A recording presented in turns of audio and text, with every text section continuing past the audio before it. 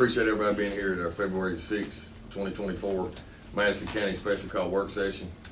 At this time, let me read this. Madison County Courthouse Annex, 135 West Main Street on the third floor here in the Madison room. It is 9:30, so at this time, call this meeting to order. Master Combs. Here. Master Lockmuller. Here. Master Hughes. Here. Master Botkin. In spirit. Judge Taylor. Here.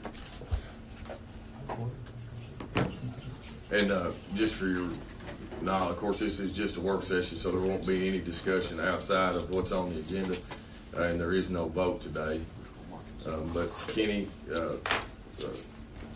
based on Tom being sick, That's under what the weather, he won't be Jill was just in telling me. attendance. Gotcha. Yep. All right, so we're here today to discuss and go over the Madison County Sheriff's budget, 2024 budget. So I guess, Sheriff, I'll give you the floor and let you sort of present. I know we got a spreadsheet to go over that your team and Jill and I worked on to break down last year's budget to give us a better picture, a more detailed picture of your budget and all the different services that you all provide for our citizens. So at this time, I'll just turn it over to you. And Okay. Well, this has been in my appointed term and my third term. This has been different. Judge in the court, I'm assuming, wanted everything broke down. So if you have your papers in front of you, you will see how this budget for, we talking about the 2024 budget? yeah, I just thought you might want to give kind of your overview, Sheriff, of kind of what you've done with your budget this year, the 2024 budget. Not the spreadsheet yet. Okay. We'll go, give you some, statistics, kind of just tell us about how you all kind of derived it. Well, basically, our budget from 2024 and 2023, let me turn my phone off before I start getting calls. There is an increase. I think everything over our office has increased, but I would like to go over quickly, and I'm going to have Major Terry assist me, give you a rundown on what we did in 2023. I'm going to start off on the court security side, since that's one big part of our budget. In 2023, over the 12 months since we've got December's figures in there, we transported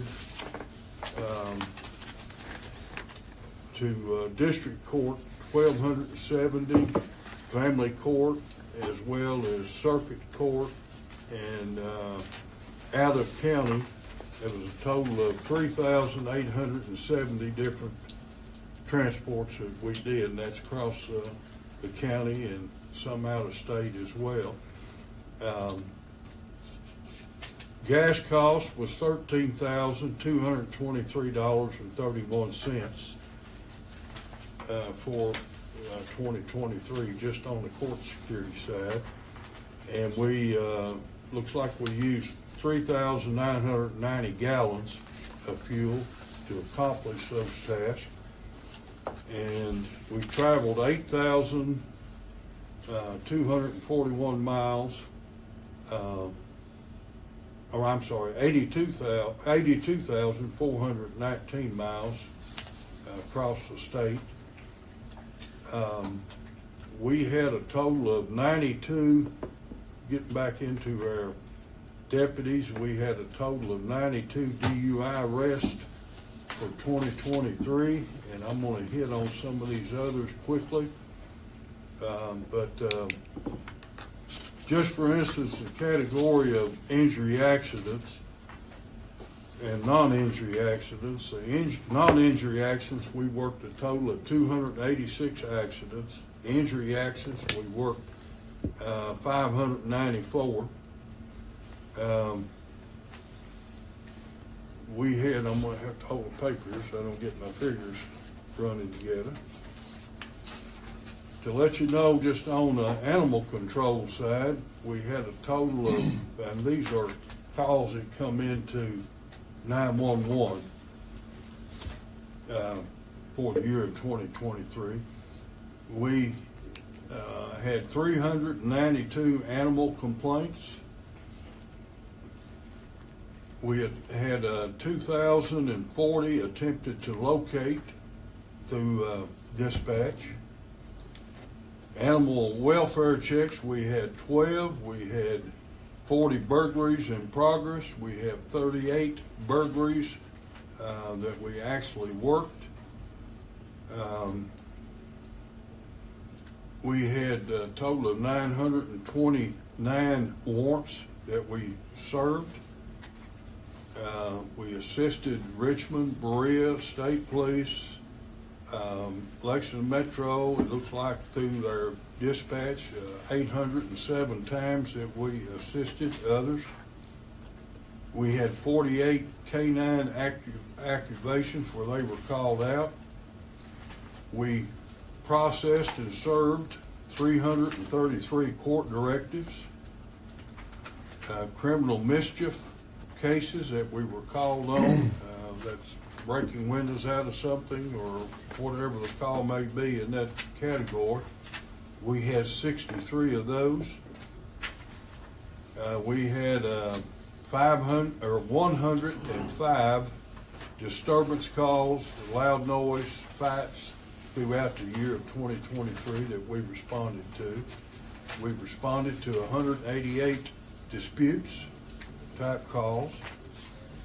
We responded to 185 domestic violence calls. Emergency mental detention, we had 57.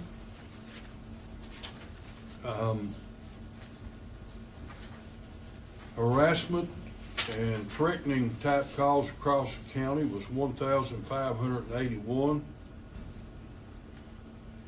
Going on down, we had 368 general investigations. I'm just hitting a few of these numbers to give you just an idea of what 2023 was for the men and women of the Madison County Sheriff's Office. We investigated 92, or involved in 92 missing person calls. We had 70 calls for noise and nuisance complaint calls across the county. We had 35 protective order calls that we went to.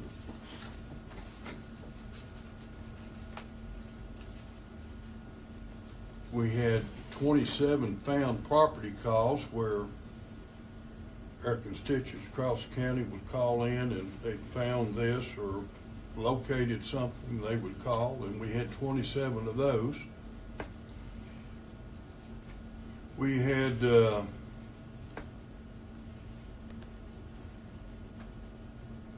we answered 462 either business or home residential alarm calls. And we had a total of 1,895 complaints across the county. And this is, like I said, is through 911 or dispatch that collects this information. And we served 5,627 summonses, papers, court documents for the court. And then I want to say for a total for 2023, we had 37,640 calls for services through our 911 for us.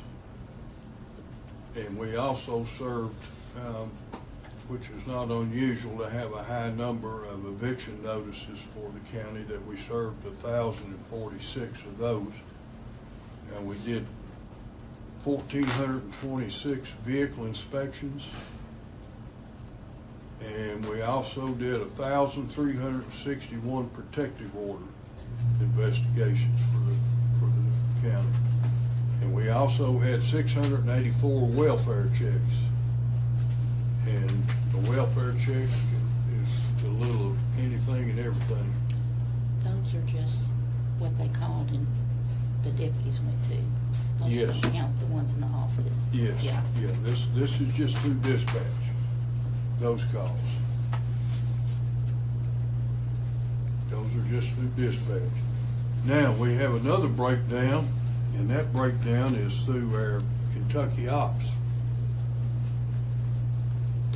Kentucky Ops is what all the state uses, every police agency, and it's pretty, there's the numbers, say for instance, we have a deputy that comes 10-8, say on 4 o'clock in the afternoon, he gets off at 12.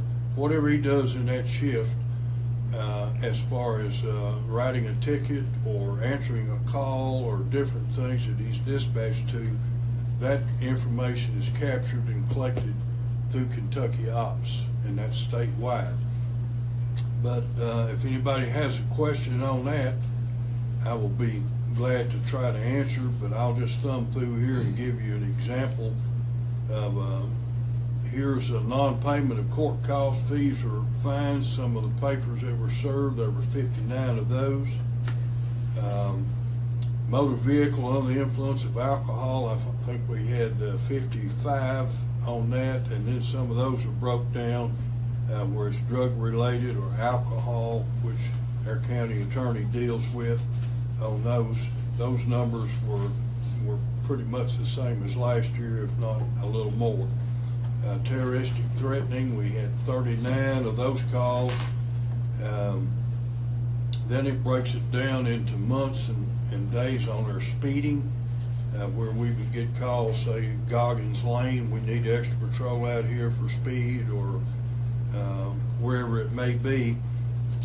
When the unit writes a ticket, it's captured where that location is and what actual speeds were.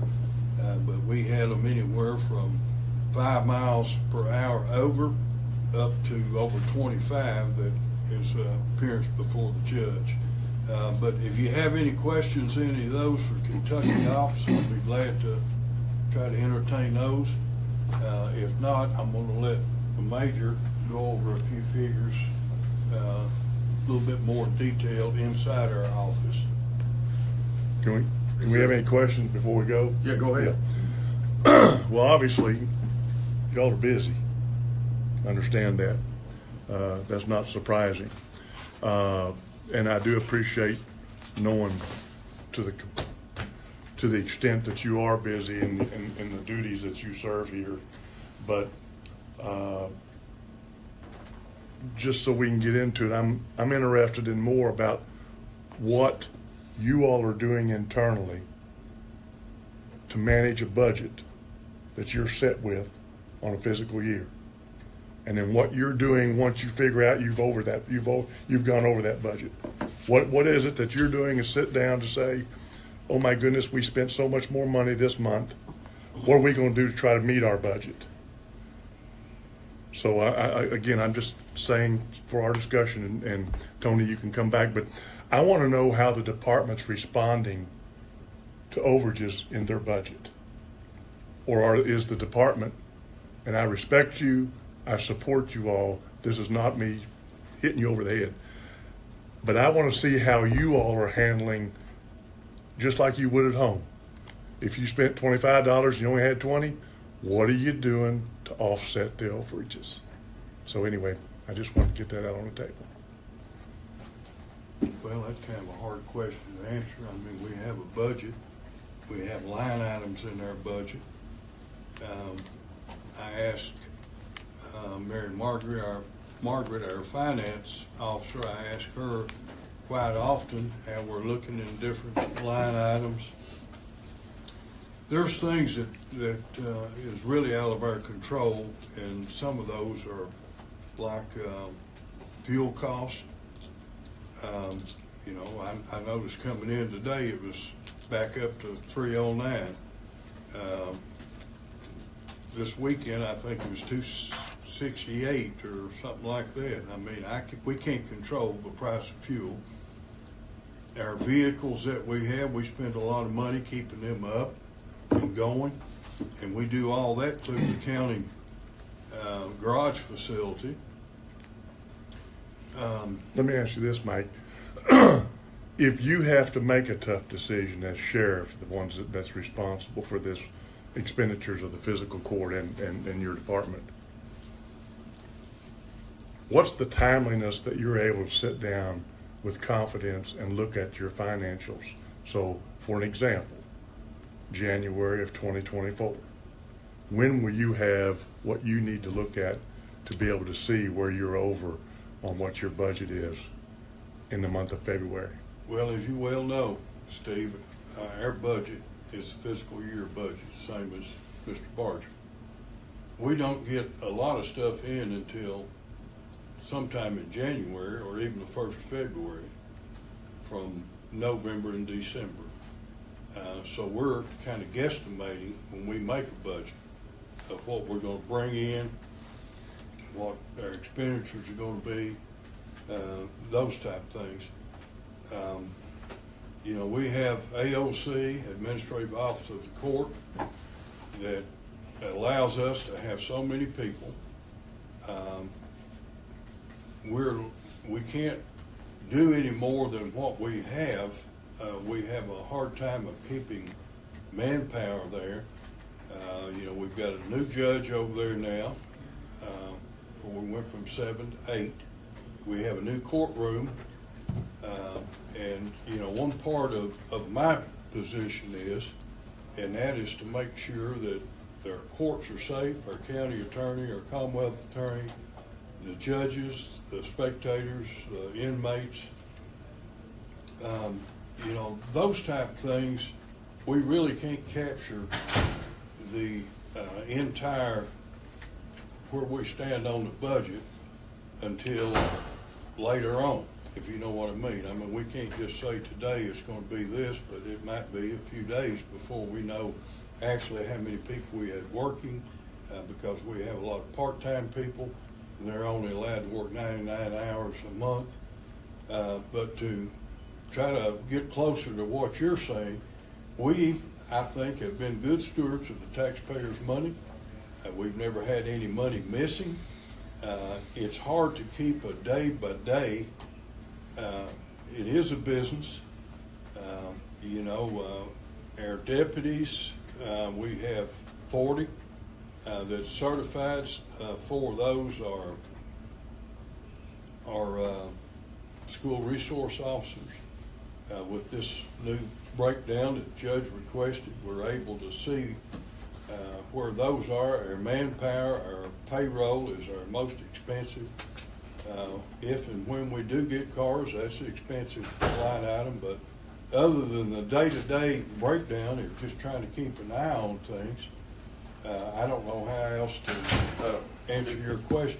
I think it might be good here too to, maybe Mary Margaret, you can just kind of explain the EMARs. Explain a little bit about, with us being a fee county, over 70,000, that the sheriff's departments, along with the clerk, is paid through the finance cabinet. So all your bills go there, your checks come back. Once you give an overview to the magistrates to make sure they understand how all that works. Okay, first of all, once our budget is approved, it just goes into the state, and then the state adds it onto a total of our EMARS figures. Say, for instance, we had a $200,000 budget, and so they'll just add $200,000. It goes into the state. It's our EMARS report. Okay, every month, every invoice that comes in, I have to do a purchase order on it. Okay, then I send a copy of it, the purchase order, and the invoice to the state. I email it. Then I will get a check back for that invoice, and then I have to go into the computer and put in the check number and everything. And then I go to my reconciliation, which is what I do. I reconciliate to the EMARS report every month. And I put my total there, and then I mail the check out. And then on the 9th or 10th of February, for instance, I will get January's EMARS report. It's going to tell me everything I have brought in and everything that I have spent. Well, for this January, December won't be on. It won't be on there. Will it be on there? Not sure if it'll be on there or not. But January is not a good month. It's our worst month because the majority of the fees that I bring in for January are December fees. So they are amended and they go back on the 23 report. Okay, so then I do a pay-in voucher, and that's where I take all the fees that we brought in and we break them down. May have a copy of one because I'm doing this. This is what it look. This is an amended. This is my amended for December. I'm getting ready to mail that in, and it goes in with a pay-in voucher, and like right there, it's $236,300 whatever, and that will show up on my March report. So see, I stay 1 month behind. But now all our fees, what I am sending in right now is just fees that come through the office. We will not get money, and I can't tell you how much money until we start collecting taxes. We do not start collecting taxes to October, and that first check will come in November. I wish they did have us, because if we did tax, if we were on July through June, it would be so much easier, because I could tell you month by month by month what we were getting in. But the way it is right now, I can't tell you what we've got to almost the end of the year. But on the revenue side, I mean, it doesn't cost you any operational. You know you're going to get it. It's just It's just a matter of how much and when. And it's all in arrears. Yes. Yeah, I Yes. understand that. Okay. Yeah. Yeah, I'm more With the appreciate that expenditure. because that was educational to me. But I'm more on The expenditures. yeah, who's monitoring the expenditures, and it just can't Mm-hmm. it just can't be that this is what we've done all along, so this is what we're going to do now. I mean, I Well, was usually- talking to a sheriff not a sheriff, but a department up at the convention, and these smaller counties, Lord be, I don't know what they're going to do. I mean, they're not even transporting inmates now. They're doing everything via video because of the gas prices, because of the time, and it's saving them money. So that's what I'm more interested in. What do we do? Well, I wish we could. This would be a big help, but it doesn't seem to be in the future, or it doesn't seem to be happening. If the judges would do videos, I'm talking about our circuit judges and stuff, because we're going to Fulton County. It's wherever the jail decides they're going to put people. When they have court, we got to go get them, and it may be a child support. But we have to go down there and get them, bring them back up here. That's an all-day trip. Mm-hmm. And then we hold them. That's an expensive trip. Yes, and we may hold them 2 days, or we may hold them 2 hours. Then we got to take them back. And I mean, it seems to me like, How do some of these counties get by with it, but we can't get by with it? I think it's just, honestly, I think it's just our judges. It's the discretion of the judges. Well, somebody ought to be yelling like hell at the judges and AOC. Good luck with that. Yeah, I know. But I I thought mean- the same thing. But I Okay. mean, really, that would help us. But like you said, we have no control over that. No, that's something we need to try to help you with. Well, it's fuel costs, it's wear and tear on your vehicle. No, I know what it is. That's what I'm saying. It's manpower, it's everything. If a judge wants to be such big shit, It's then too we need to bad start every time you go on. talking with the AOC or something. I mean, the problem's not going to go away. It's not just Madison County.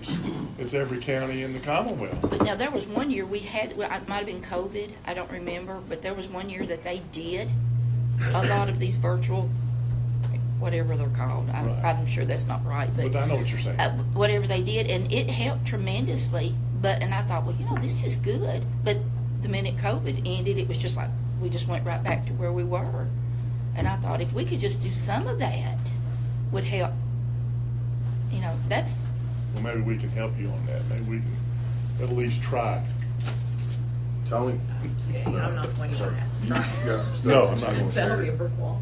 Yeah. Sure, and I would like to reply to Mr. Lockbeeler's question there also. as far as some of the mechanisms that we use to control that. Once Mary Margaret informs us that we might be running low in particular areas, then we try to address that with the units by telling them, you know, you don't need to leave your vehicle idling at certain, you know. Now, sometimes we have to with our canine units, you know, during extreme heat. But we try to keep a monitor on that and remind them about fuel usage.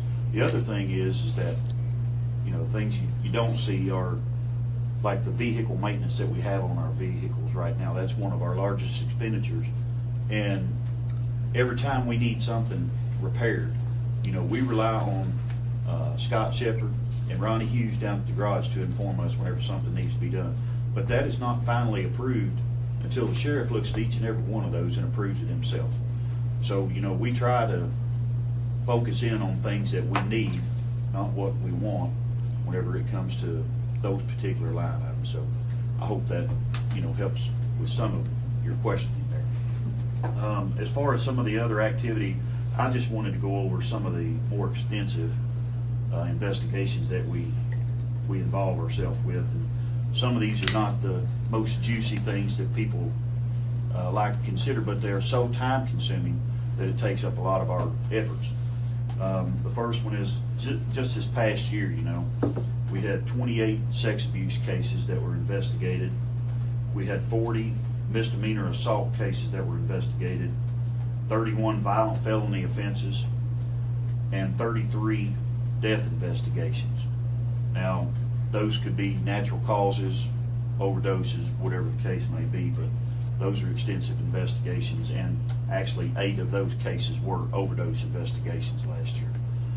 So, you know, those particular cases take a lot of time and effort to put into to work on. Now, I have some drug information, if you will, but I'll defer to that later on. I'm assuming there might be some questions about that, and what I try to do is comprise that over the last 5 years, because I remember Magistrate Botkin asking a particular question at the last meeting, you know, what are we doing to address this particular issue? So I think it's appropriate, Tony. you want me to now? Yeah, go ahead. Okay. Yeah, no That's problem. fine, we're on the topic. So. All right. So, just to make sure that people, including the fiscal court here, I think understands that you're getting your bang for your buck whenever you're investing money into the sheriff's office. Over the past 5 years, these are some of the numbers that we have achieved. And, you know, we're very proud of what each and every one of our officers do down there. But we don't do it alone. You know, we work with the Richmond Police Department, we work with the Kentucky State Police, Eastern Kentucky University, Berea, and Bluegrass Army Depot. So it is a team effort. And all of these cases, or this information here, isn't directly within Madison County, but it has a Madison County case or a nexus to Madison County, okay? So we have seized $2.6 million worth of drugs over the last 5 years, and I'll give you a breakdown of that real quick. These are just the heavier drugs, okay? You know, some people want to classify the drug situation into some are harmless and some aren't. To me, they all are, but to those critics, I would like them to understand this. Over the past 5 years, we have seized 3.88 pounds of methamphetamine, 2,929 dosage units of oxycodone, 8.5 pounds of cocaine, 10 pounds of heroin, and 8.38 pounds of fentanyl. Now, to put that in perspective, if you take a 3-ounce packet of sugar that you get at Cracker Barrel, or 3-gram packet, 2 milligrams within that packet is enough to kill somebody, okay? What was the total on that? 8.38 pounds of fentanyl. The DEA has said that 2.2 pounds, which is a kilogram, is enough to kill 500,000 people, okay? So between all of the agencies working in Madison County over the past 5 years, we've seen 8 pounds of fentanyl. That's enough to kill over 2 million people. So, you know, I mean, it's kind of hard to put a price tag on the amount of lives that you save whenever you have a law enforcement entity. You're not getting the revenue that comes in. I understand that, and I understand everything that goes along with it. But I just want people to understand sometimes there's things happening behind the scenes, and maybe we don't do a good job announcing that. You know, that's probably on us. So, but you know, we'll do a better job of informing you all and the general public of what's going on with that.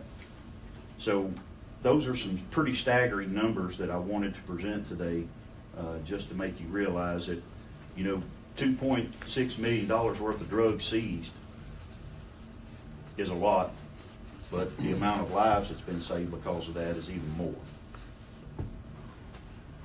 And those other drugs besides fentanyl, they can kill you too. Yes. It's just a higher dose. I just wanted to list the ones that are, quote, you know, the people call them the harsh drugs, so to speak. You know, the methamphetamine right there, 3.8 pounds, that's potent in itself. And, you know, heroin, I mean, and a lot of the pills that they're getting now have fentanyl in it within them. So it's a hard thing to deal with, but, you know, we're very proactive in our approach. We have several detectives that work undercover here. We have a street crimes unit, and plus all of the units that we have working in conjunction with all of the other agencies here in Madison County. And like I said, this is not just the sheriff's office that we're talking about, but, you know, obviously we contribute heavily to that presence out here. And I think by us being more proactive,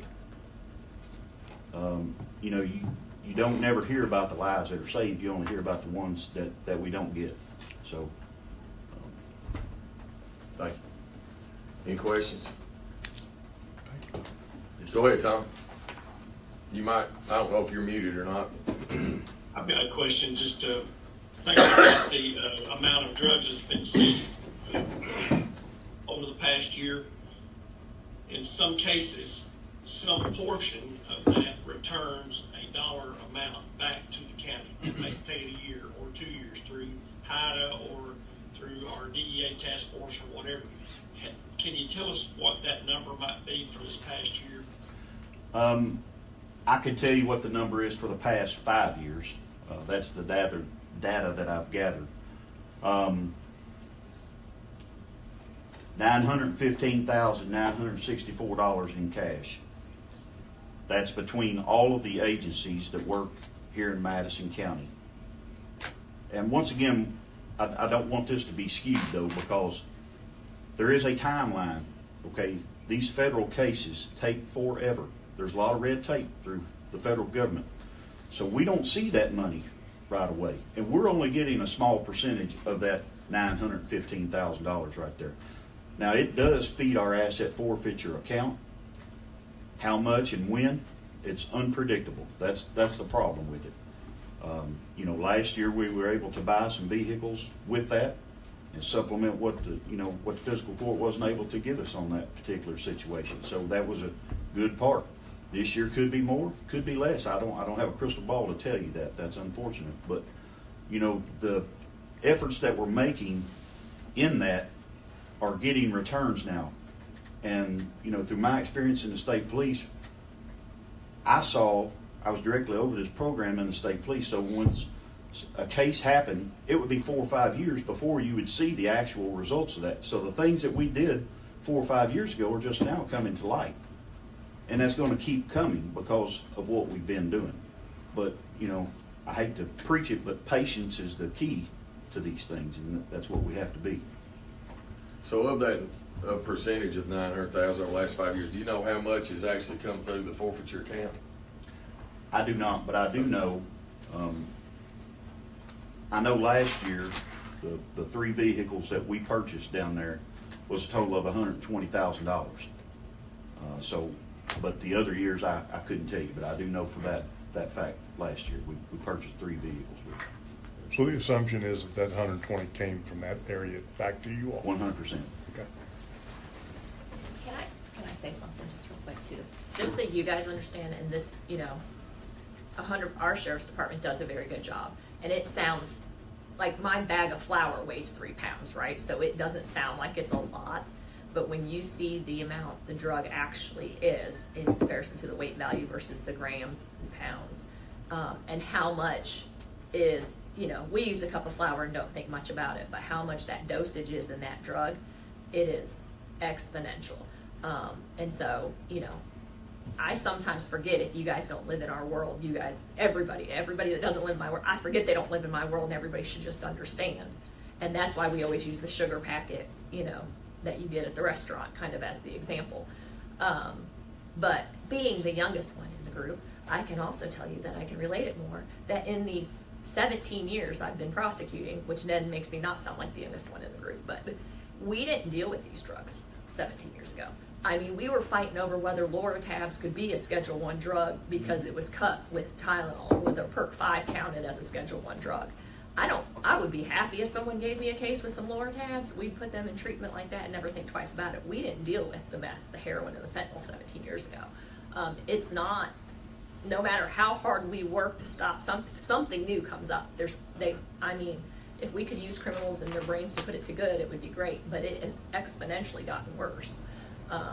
So, I mean, I wish we could tell you that there's some end in sight to say that it's going to get better, but I've not seen an improvement at all since it's just been a progression to things that have been more harmful to us over.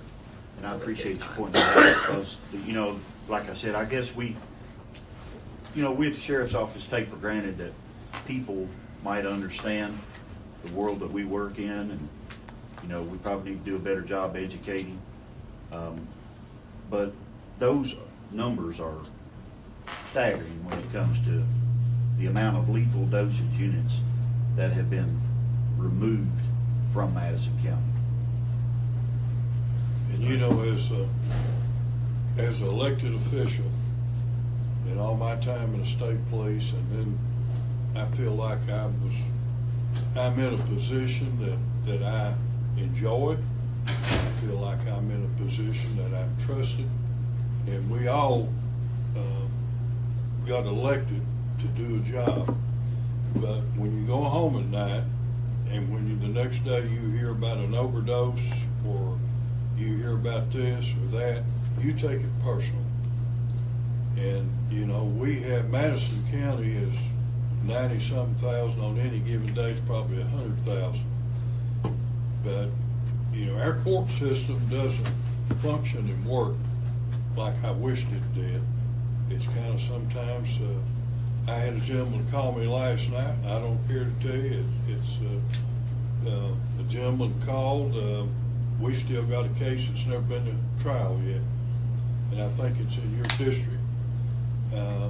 It was a marijuana grow. The whole trailer was gutted, and its only purpose was to grow marijuana. It's never been to court yet. He called and said the first time in 2 years that somebody's back down there, the lights are on now.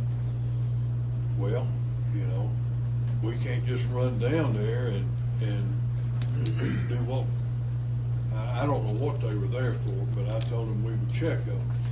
But we have a lot of overdoses. We do a lot of work to try to get people straightened up, to make better citizens. You know, people get jail time, all these things, but it seems like nothing is working. But we keep doing it and doing it and doing it. And I feel like sometimes that our general public doesn't see, like Major Terry said, doesn't see what our efforts are, but yet we feel it. You know, every time we have an overdose, you know, I hate it. I feel like I've let somebody down, but, you know, this is life. This is society in which we live in. Every time I watch the news, I'm seeing cartel having people bring more stuff in. Don't be blind that stuff don't end up here in Madison County. I mean, we just keep fighting it and fighting it and fighting it. But once we let our once we think, well, we're just gonna slow down, that's when we're gonna get overrun. But I think right today, I think the amount of drugs coming in through Michigan and Florida and coming in that's supplied by the cartel, I think we're worse shape today than we've ever been. How much of this, the drugs that you guys reported there, how much resources is that? Like, is that primarily your task force people, your special detail people? Or It's is all. that, is it, but how much would you say proportionately is that? Is that, Obviously, our task force units produce most of the drug seizures. We have 2 right now currently with the Appalachia HIDA and 1 on the DEA task force. And, combination of those 3 right there are pretty potent. The road units that we have, obviously, we have a street crimes unit, and they address each one of the complaints that we get that Joe Blow's out here selling. That's 2 deputies, one, and then one with K9, that they work in shifts. And a lot of calls that come into our office, or a lot of complaint calls, or if somebody on this court told me that there was a problem, we would let them look into it, and then that's when they either DEA task force or HIDA takes it over from there, unless they make a traffic stop and go from there.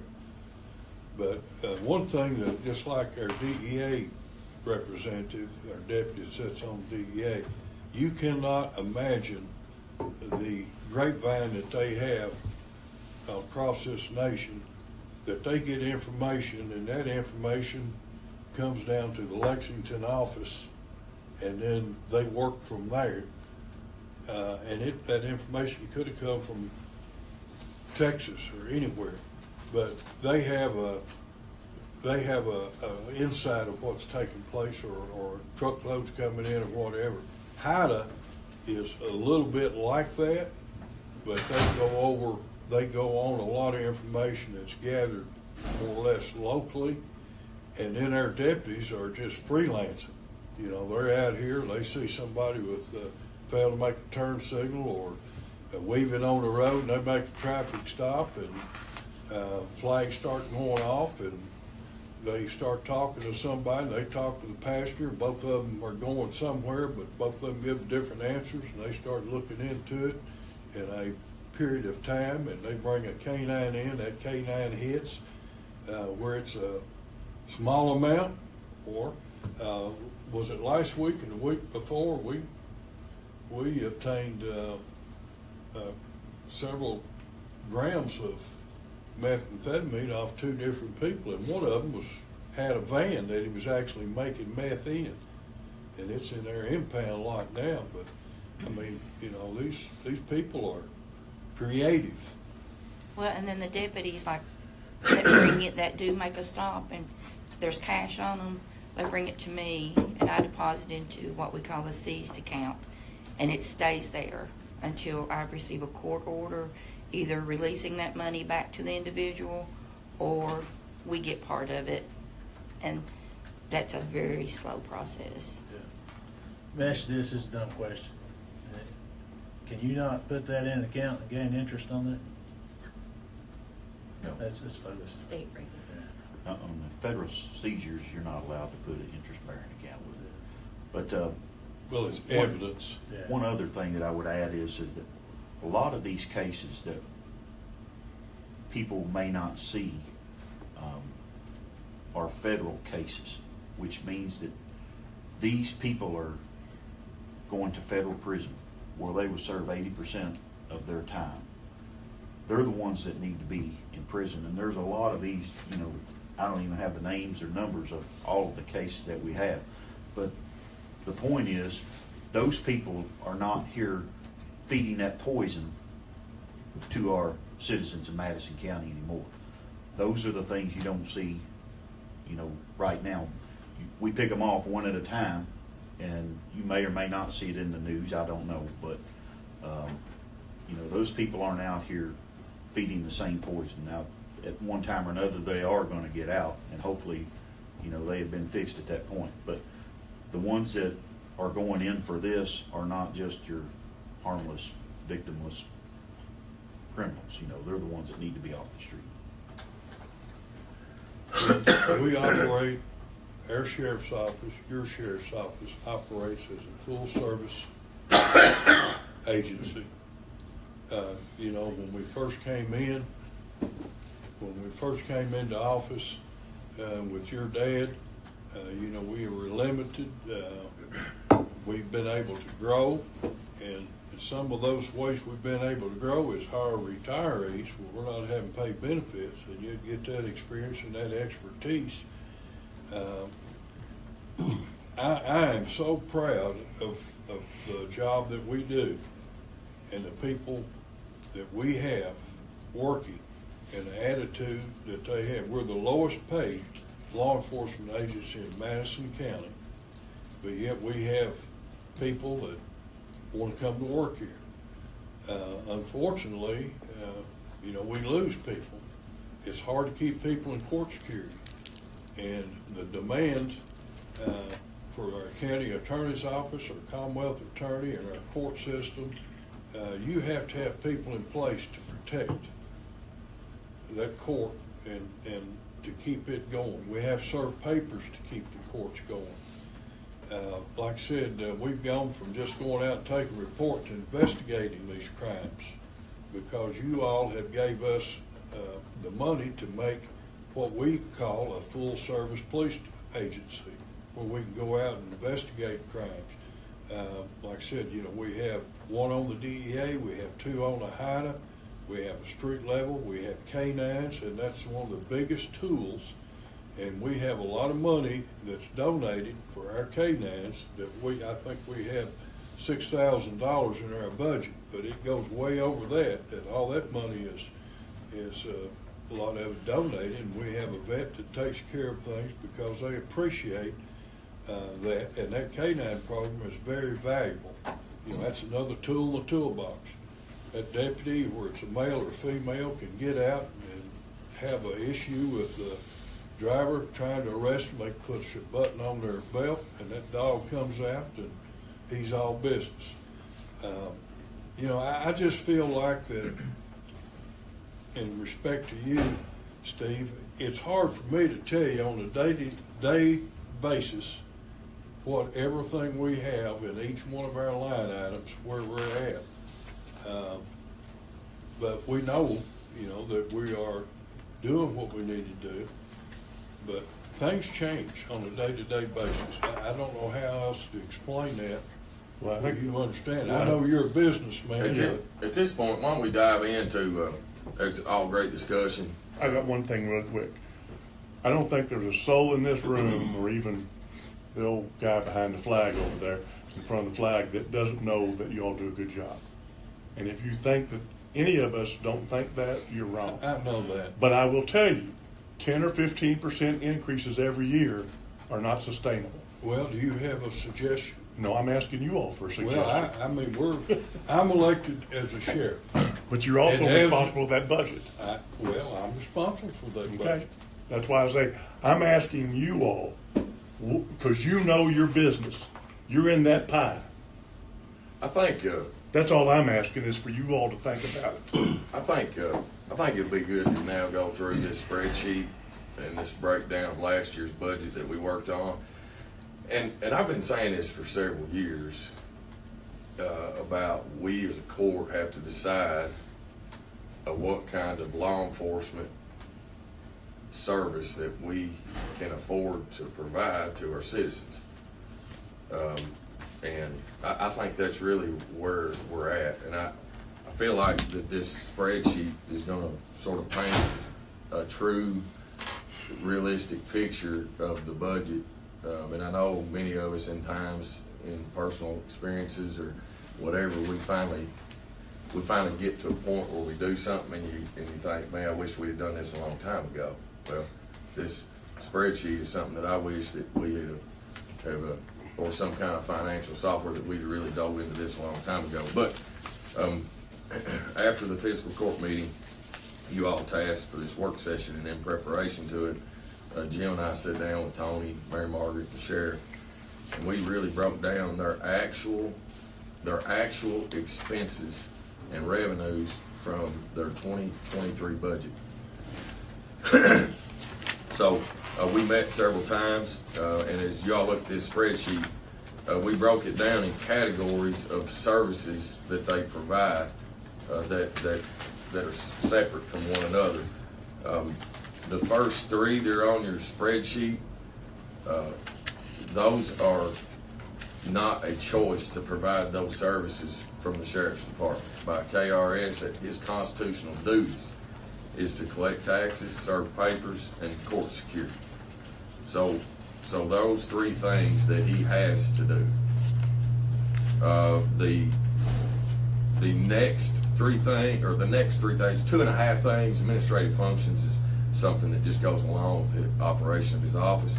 But the SROs, you know, there's nothing that says we have to do that.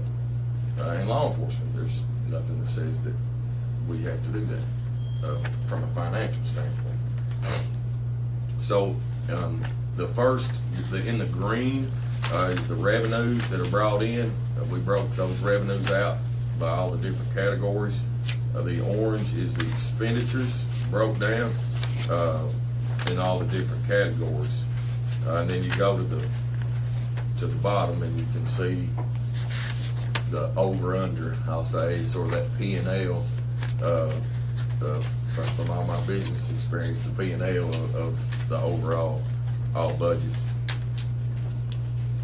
And we think that we collected everything that you know that we got information on from the sheriff's department. So I don't necessarily know if y'all want me to go through this line item by line item. I'll be glad to do so. If we want to just. What about that gray that gray at the very back there? I So. don't understand that. Okay, so when you look at the 460 in the green there at the end, kind of the total profit and loss. So that would have been profit, let's say, right? Well, the sheriff's term end budget for his previous term, you know, we approved. We had to. They went over in their term of $305,000, and so so in the $305,000 that they cut things out of their budget to be able to sort of reimburse us back for us having to write that check back in February, I think it was. So that 305 was kind of paying us back, cutting his budget by that 305. So that's why that 460 is in there. And then also that was in his budget was 24, or in their budget was 24 pay periods. But they actually only had 23 pay periods. So how the calendar falls, you typically have 23 pay periods your first year of the term. You'll have 25 pay periods in the fourth year of the term. So ultimately for him to have had I guess what you would consider sort of a balanced budget, break even, you know, they went over 38,956.15. And so those were two items that would have been.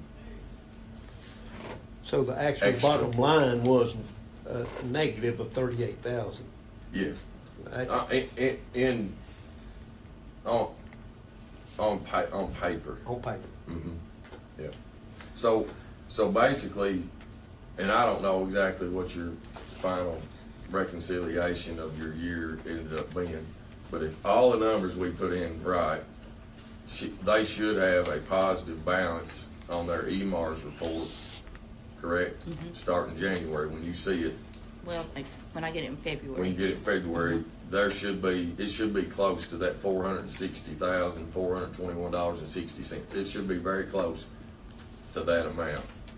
Where normally they're starting at zero in January, and by February they're In the hole. in the hole pretty big, but just because the revenues they don't come in. Yeah. Did that help, Billy Ray? I mean, does that explain it, Billy Ray? Almost. Well, I asked another question, so I want people to understand it. So the way a sheriff and a clerk's budget is, where it's through the finance cabinet at the state, they have a term end audit. And so at the end of that term end audit, you are either getting money back because you've paid too much in, or you spent too much and fiscal court has to, A term being a year. term being 4 years. It's his election term, it's Kenny's election term. Okay. So they have a term end And audit. in fee counties, it's 4 year, it's by the term.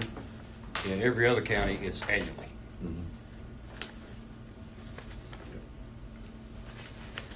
So at the end of the sheriff's term, his 4-year term, which ended in 2022, when they did his term end audit, for the whole 4 years, they were short 305,000, whatever it says there. Which is And which about is- 100, less than 100,000 a year. Yeah, I mean, I have my opinion of how it happened. Others might have their own opinion, but I think that the biggest portion of that amount happened in the Last year. 2022 year. I think the revenues were inflated on the budget, and then the expenditures, they spent the money. And But so- you would need to do this very sheet for 2022 to really be able to see. Yeah, it would, and I This mean, this is 2023. But this is going forward. I Yeah. think, when we do our budget, when I work on our budget, which is getting ready to start, I base our next year's budget off of actuals, expenses from the previous year. In the past, I'll say the sheriff's department, haven't had any kind of spreadsheet or financial system to be able to keep up with that. And I think in the past, they've based their next year's budget more off of their last year's budget. And budgets are guesstimations, right? I mean, you're conservative when you figure your revenues, and you might be a little bit more free with your expenditures, right? Because our budgets have to balance. Federal government doesn't have to balance their budget. We do at the local level. And so this is going to allow us to dive in and see actual expenses and try to break down and create 2024's budget in the sheriff's office based off what actuals are.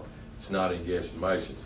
For instance, I think a couple of years ago, it was estimated that there was 1.9 million in collections of taxes, like that would be their commissions on taxes. I think this year we collected maybe 1.6. 1.6 or 1.7. 1.6, 1.7. So if you're collecting if you're saying your revenues are 1.9, but the most you ever collected is 1.7, then you got to save $200,000 in your expenditures because you don't have the revenue coming in. I mean, I think that's really what happened in 2022 is those revenues on some line items got inflated way too much. If there's any one thing that might come out of this process, other than what I feel like is we can't sustain 10 or 15% every year, it's the fact that we may have better information to help and work together in a transparent way with the sheriff and his department to make sure that we're closer on the numbers rather than having these gaps. I think one thing to point And that's out. a good thing for everybody.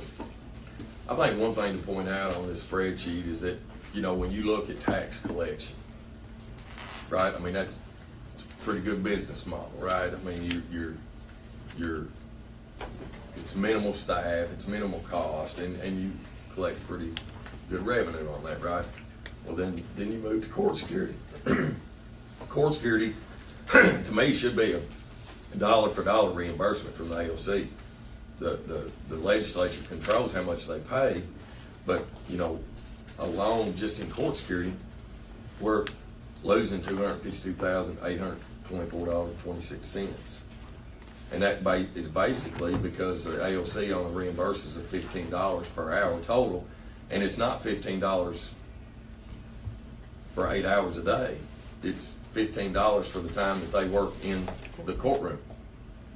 So if, I'm just using it as an example, hypothetical here, Russell Glover shows up at circuit court at 8 o'clock because that's what time his day's supposed to start. Court doesn't start till 9:30. Even though he's maybe securing the courthouse, letting people run through the metal detector, checking people in, whatever, he's not getting reimbursed for that hour and a half. He's only getting reimbursed from 9:30 when court starts till the time it ends. Well, if court lasts till 2, he gets off at 4:30.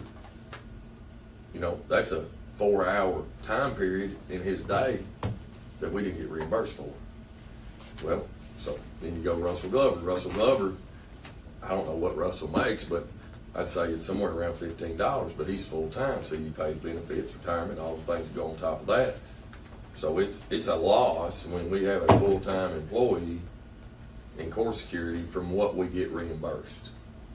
But it's not just salary, that, we're only getting reimbursed salary for them at the $15 an hour. It's all the other expenses though too that come with it that the state's not reimbursing. The vehicle they have to use, the equipment they have to use. So is it really the salary difference that's the majority of it, or is it the expense that comes with that individual? It's the fringe. You know, they don't reimburse any of the benefits. No benefits, no equipment, no nothing else. So that's what I was wondering, if it's more just, is it the difference between only $15 an hour versus maybe he's making, $19 an hour? Is that really making the impact, or is it all the other stuff? It's all the other stuff. Does court, if court begins at 9:30, obviously court security has to be there before 9:30 to make sure the court's secure. Are we being reimbursed for that or not? No. That's what I'm saying, so it's both. They're only reimbursed for the time that they're actually at the door. Right, but that's or my point, inside the is it's facility. both. It's both salary and benefits, because if he's there at 8:30 to make sure that court is secure for 9:30 court, and we're not getting reimbursed $15 for that hour, then we're losing that as well. Yes. Okay, Right, it's let me both. ask you, on the jail, a guy's arrested for a felony, but he hadn't been That'd tried. be $15. It adds up. State Bingo, thank you. criminal, but hadn't been tried. Is he on our dime till He's on his dime until he's sentenced. he's sentenced? So if there's a guy over there in jail for murder, You are paying for it until he's sentenced. we got one been over about 2 years, probably more than one. Oh, we have one. Yeah, we have more. We got several that's on our dime. So it's a criminal justice system that is an issue. That's right. And what's happening here, and crap floats downhill, and we're catching it. We're catching it. We're having, and same way, these judges, they don't want to use the monitors. They want you to haul them from Fulton County for 2 hours and then haul them back, and we're picking up the dime for that. And as long as we pick it up, worlds is colliding here. Well, and that's what you guys have to remember, that's the difference with working with like the sheriff's department and working with the county attorney's office, is I live under 3 different worlds. I live under the county, I live under the state, and I have to live under child support, which is a federal rule. So, I don't get just one person to be accountable. The sheriff's in the same position because he's in the county and in the court system. Richmond Police Department is not like that because they don't have to provide security for the court system, right? They're under the city. So when you have to depend on some of these other people, like if the judge tells me we're holding court because they've decided they're going to revamp a second courtroom, I'm just supposed to miraculously have an assistant readily available to be there when I already have short staff. And but that's not the judge isn't going to tell me, well, it's okay, I guess it'll be okay, we're not going to hold court. It's a Jenny problem. It's a sheriff problem when the judge says, I want a bailiff here. It's a sheriff problem when he says, I want 3 bailiffs in that courtroom, because when I don't like it that someone's talking and I just cancel court and crap hits the fan, So when you're answering to multiple bosses, it's a different world to be in. So that's why it's, I don't say it to, yes, I understand dealing with the budget, we need to see it, but, it puts us in a really tough position because I can't just go tell that judge to go fly a kite. One thing that's in the sheriff's budget this year is, it's in his budget, is that right now, he's got so many full-time court security officers, so many part-time, they have a hard time getting part-time. And so he's requesting in his budget, he put in, figured for 2 more full-time employees. So when you do those when you take 2 full-time employees versus 2 part-time employees, that's a greater expense to our bottom line because now you're having to pay retirement benefits and all that, Now, and I've said this to them, and I'll say it again here today, where does it say that it's the fiscal court's responsibility because you can't get full-time or part-time to go to full-time? I mean, there's nothing that says in law that we shall be doing that. It's a choice that we have whether we do it. Now, playing devil's advocate here, if a judge, you correct me if I'm wrong, but if a judge doesn't feel like that they have enough court security, then they can cancel court. And then where do a lot of those individuals stay? In jail. They stay in the jail. So again, there's so many things that we deal with that is a double-edged sword. And we're trying to figure out which is the dull side to get hit with. Yeah. But we can't ignore it. We can't, no. And that's the point of the physical court. And there may be, certain areas may be constrained, they may have different bosses or different leaders that they have to follow.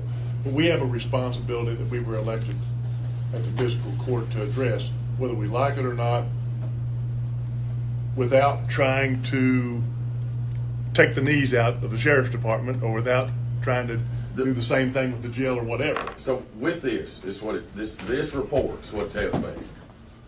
It tells me that we as masters, fiscal court members, we have to go to the state, say we can't keep doing this and lose money.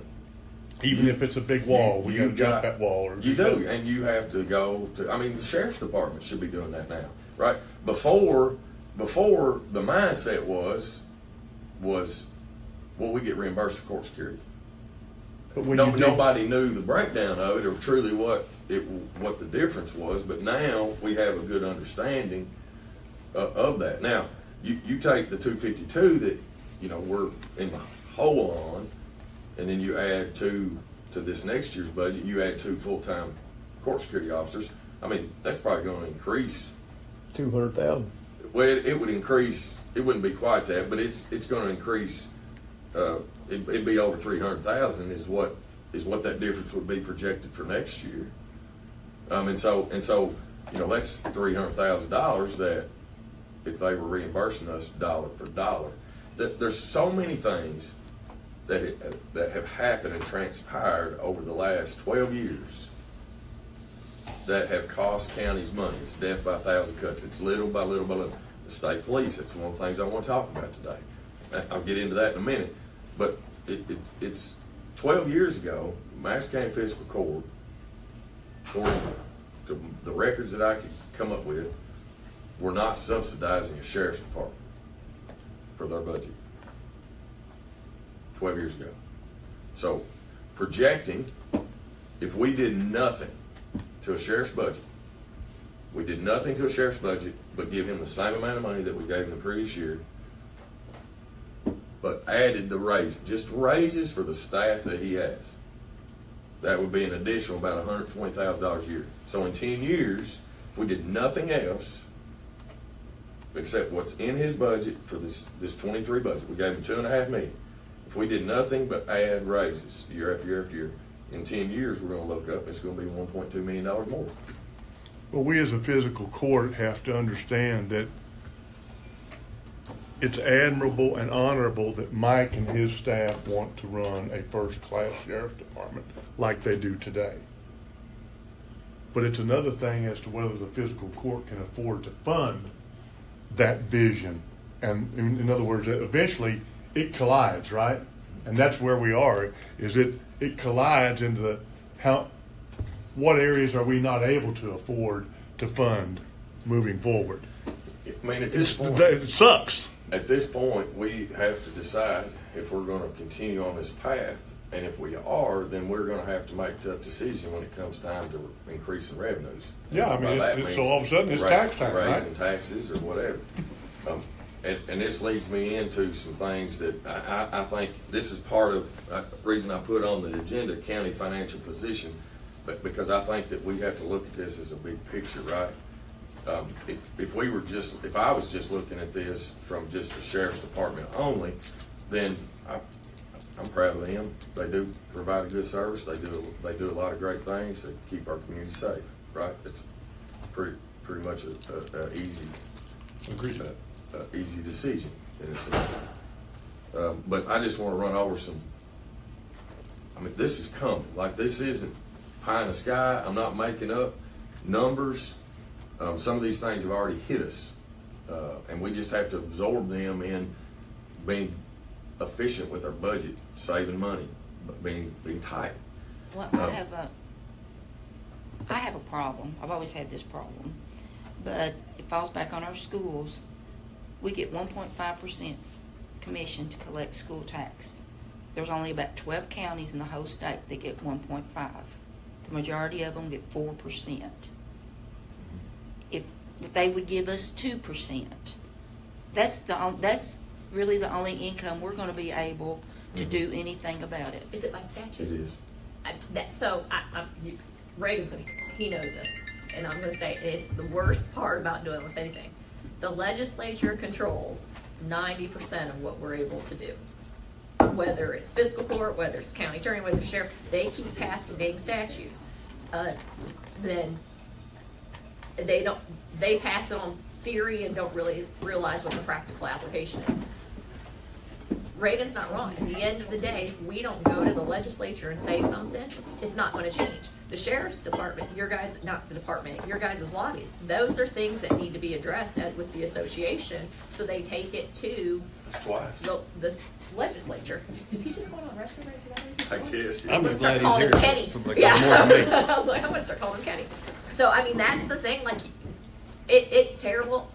That's the one. When the legislature's in session, I want to resign from the County Attorneys Association board every year because it's awful dealing with the legislature and trying to figure it out. And our legislature's great. Our individual legislatures are great, but dealing with the bodies as a whole, but they control 95% of this stuff. So unless we're all beating down the doors in Frankfurt as our associations and as a whole or as a county, a lot of the stuff, everything's going to be tied. We went to the state and the feds to get you guys higher numbers on the child support service papers because it's $10. That's a statute. I can't change it. Your guys' association has to go get that changed. We'll back you up on it. The school board is who has control of what commission they give us. They do, but the statute basically says that 1.5, I guess, is what they have to give us. they have to give 1.5. You want one, Sheriff? I'll get one here in a minute. But They have to give 1.5, but it says in statute, if you can prove, if the sheriff's department Right. can prove Yeah. that it costs them more to collect the school district District's tax. taxes, then they can ask for an increase, but you have to prove it. Yeah. Well, I think To it'd be your very point, hard though, to a while prove. ago, though, I understand what you're saying about the increase of 10% or whatever each year. With the exception of Kenny's office, though, is that not true for each and every office that you have in county government? Are you not gonna have that same increase? I don't think so. You're not gonna give them raises each and every year? I'm just saying, now, Depends on. I don't know what the amount is, I don't know that. Depends on. Well, I base that off 3%. Tony, all I was doing is just giving us painting a picture that your budget is gonna at least increase I understand that. that amount of money, because I can't sit here and say that we wouldn't give raises, right? And so all I was trying to do is paint a picture of, in 10 years from now, if we're giving 1.5 or 2.5 right now, the minimum we're gonna be giving in 10 years, it'd be 3.7. You know, that your budget is going to go up. And if we know that. kept providing the service that we're providing today. Well, we know that too because we're coming from a position of being on the lower end of the pay in Madison County. So we know we're gonna have to work with you all to continue to increase pay in order to get the right people that you need to be able to do your job. Retention. And, you know, I'll give you, all right, if I can bring up a question, I can also give accolades. The fact that you hire retired police officers from the state police and bring them in and they've got no retirement, kudos to you. Yeah, we have 12 contract employees. No, I That's the know, reason but I'm they just, grow. we do see that stuff, so I just want you all to know there is a deep appreciation as well. So I want to just go over with the fiscal court members the anticipated increase in expenses that we're going to have in the next, projected out probably in some portions over the next 3 years. Post CSEP and EOC expenses. So CSEP's going away. It's projected anywhere between, I'm gonna say, spring of 2025, so about a year away, probably up to somewhere in 2026, right? So it's just around the corner. I mean, we're a year to 2 years away from that being reality. Those estimated, this is an estimated expense that we're gonna have to take over yearly, but this estimated expense is based off of actual costs this past year, right? So we have to project that in a couple of years when it's over, there's probably gonna be a little more, right? Because maintenance is gonna be a little bit more expensive. Probably electric, water, sewer, gas, and those things are gonna be a little bit more expensive. But we're also looking at revenue opportunities, are we not, by going out to other counties and stuff? Well, To help. we are, but I think the way that we have to look at it right now is that this is a potential cost to us because the EOC is ours. All the satellite towers and all that is on us.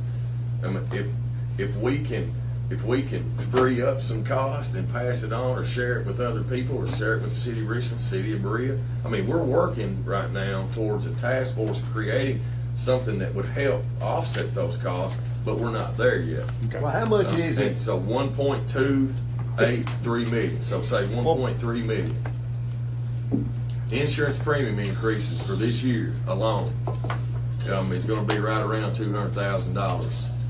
And that's projected off of actuaries that KCO has done. And that covers property casualty, and it also covers like law enforcement liability, that there's gonna be a big increase. So that is going to happen. Is it 200? I'm estimated about 200,000, and I hope it's a little less. Increase in detention center health services. If we keep going like we're going, and what we approved to extend out till March for this year, that's an additional $400,000 going to 24-hour health care. That's an additional $400,000 per year.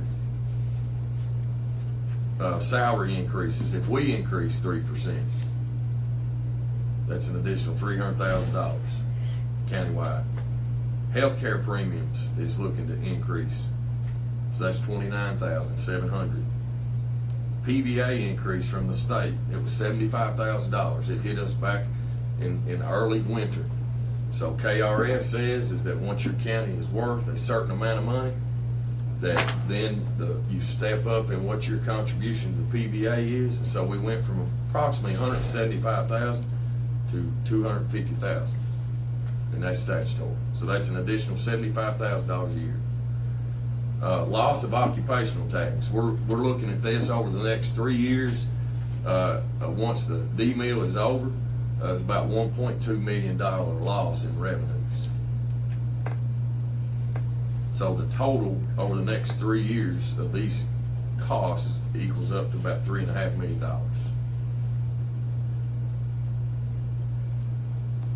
And again, if we're going to take on these extra costs and we're going to, as a court, to approve these expenditures, and when revenues, we don't have other things to offset the loss of those revenues, then we have to be prepared as a court to have to make hard decisions when it comes to property tax time, when it comes to insurance premium tax, And guys, nobody wants to do it. Nobody wants to do that. But we either gotta make the hard decisions on the sheriff's budget, or we gotta make the hard decisions on Bring more insurance revenue. premiums. I mean, raising deductibles. I mean, we gotta bring in more revenue. We didn't get elected to ignore it. And so that's where I'm at with it. I wish that we had enough revenue coming in that, like, we didn't have to have these kind of conversations, but it's reality. I mean, again, it goes back to us figuring out what kind of law enforcement service, because I think this cost is in law enforcement. And what kind of law enforcement service do we want to support and fund a portion thereof? So I have a question, Mhm. two thoughts. One, I think you're absolutely right. That's just my opinion. Two, even though we want the best of the best for Madison Countyans, we still have to deal with the fact that we have only certain dollars to spend.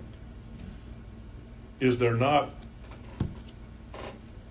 a situation where, at least in other areas, and this question's more about you and your networking throughout the state with the other judge executives, how are some of these counties aren't providing the type of security and sheriff's departments, police force that we're providing here in Madison County today, because they don't have the money, right?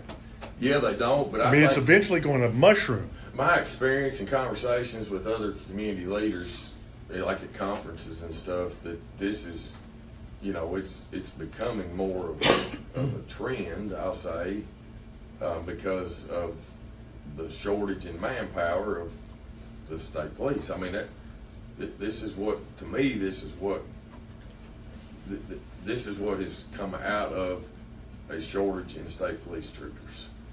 And I think an administration in state police that has focused on more specialty, investigative type functions. That's been our case here. Now, I think these types of situations that we're in now are going to hit at Madison County before they're going to hit at Robertson County for multiple reasons. I mean, our population, we're an urban county more so than a rural county. We have I-75 running through the heart of us. I mean, there's other things I think that put us ahead of some of these other counties, smaller counties. And it's just, again, it's the reality of where we're located. Now, I want to talk a little bit about, and I'll ask the sheriff and Tony to kind of talk about this, but, right now, we cover state police third shift. 7 days a week, I'm assuming. Is that right? 7 days a week? Yes. So a state police officer is not even working third shift in Madison County, because we have an agreement with them where we cover that. I mean, that's an unfunded mandate. I mean, you can call it whatever you want to, but I mean, if we're doing that and then we're not getting any reimbursement, or state police is not covering first shift for us, where we offset, then that's a cost to the fiscal court or a cost to the sheriff's budget, which ultimately is a cost to us. So I would have a question of, is there any way to know what that cost actually is?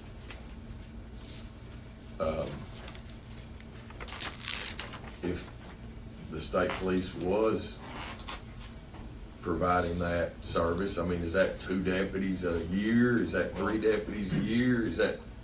If I may, I worked here as a trooper from 1990 through 95. Madison County never had a trooper, has never had a trooper work past third shift. I would stay out on my own. I was scheduled out till 2 o'clock in the morning. But you would go to bed, and if something happened, they would call you on the phone. You'd get up and you'd go to wherever it was. I don't think that's the safest approach. I think that public safety is an important part of what we do.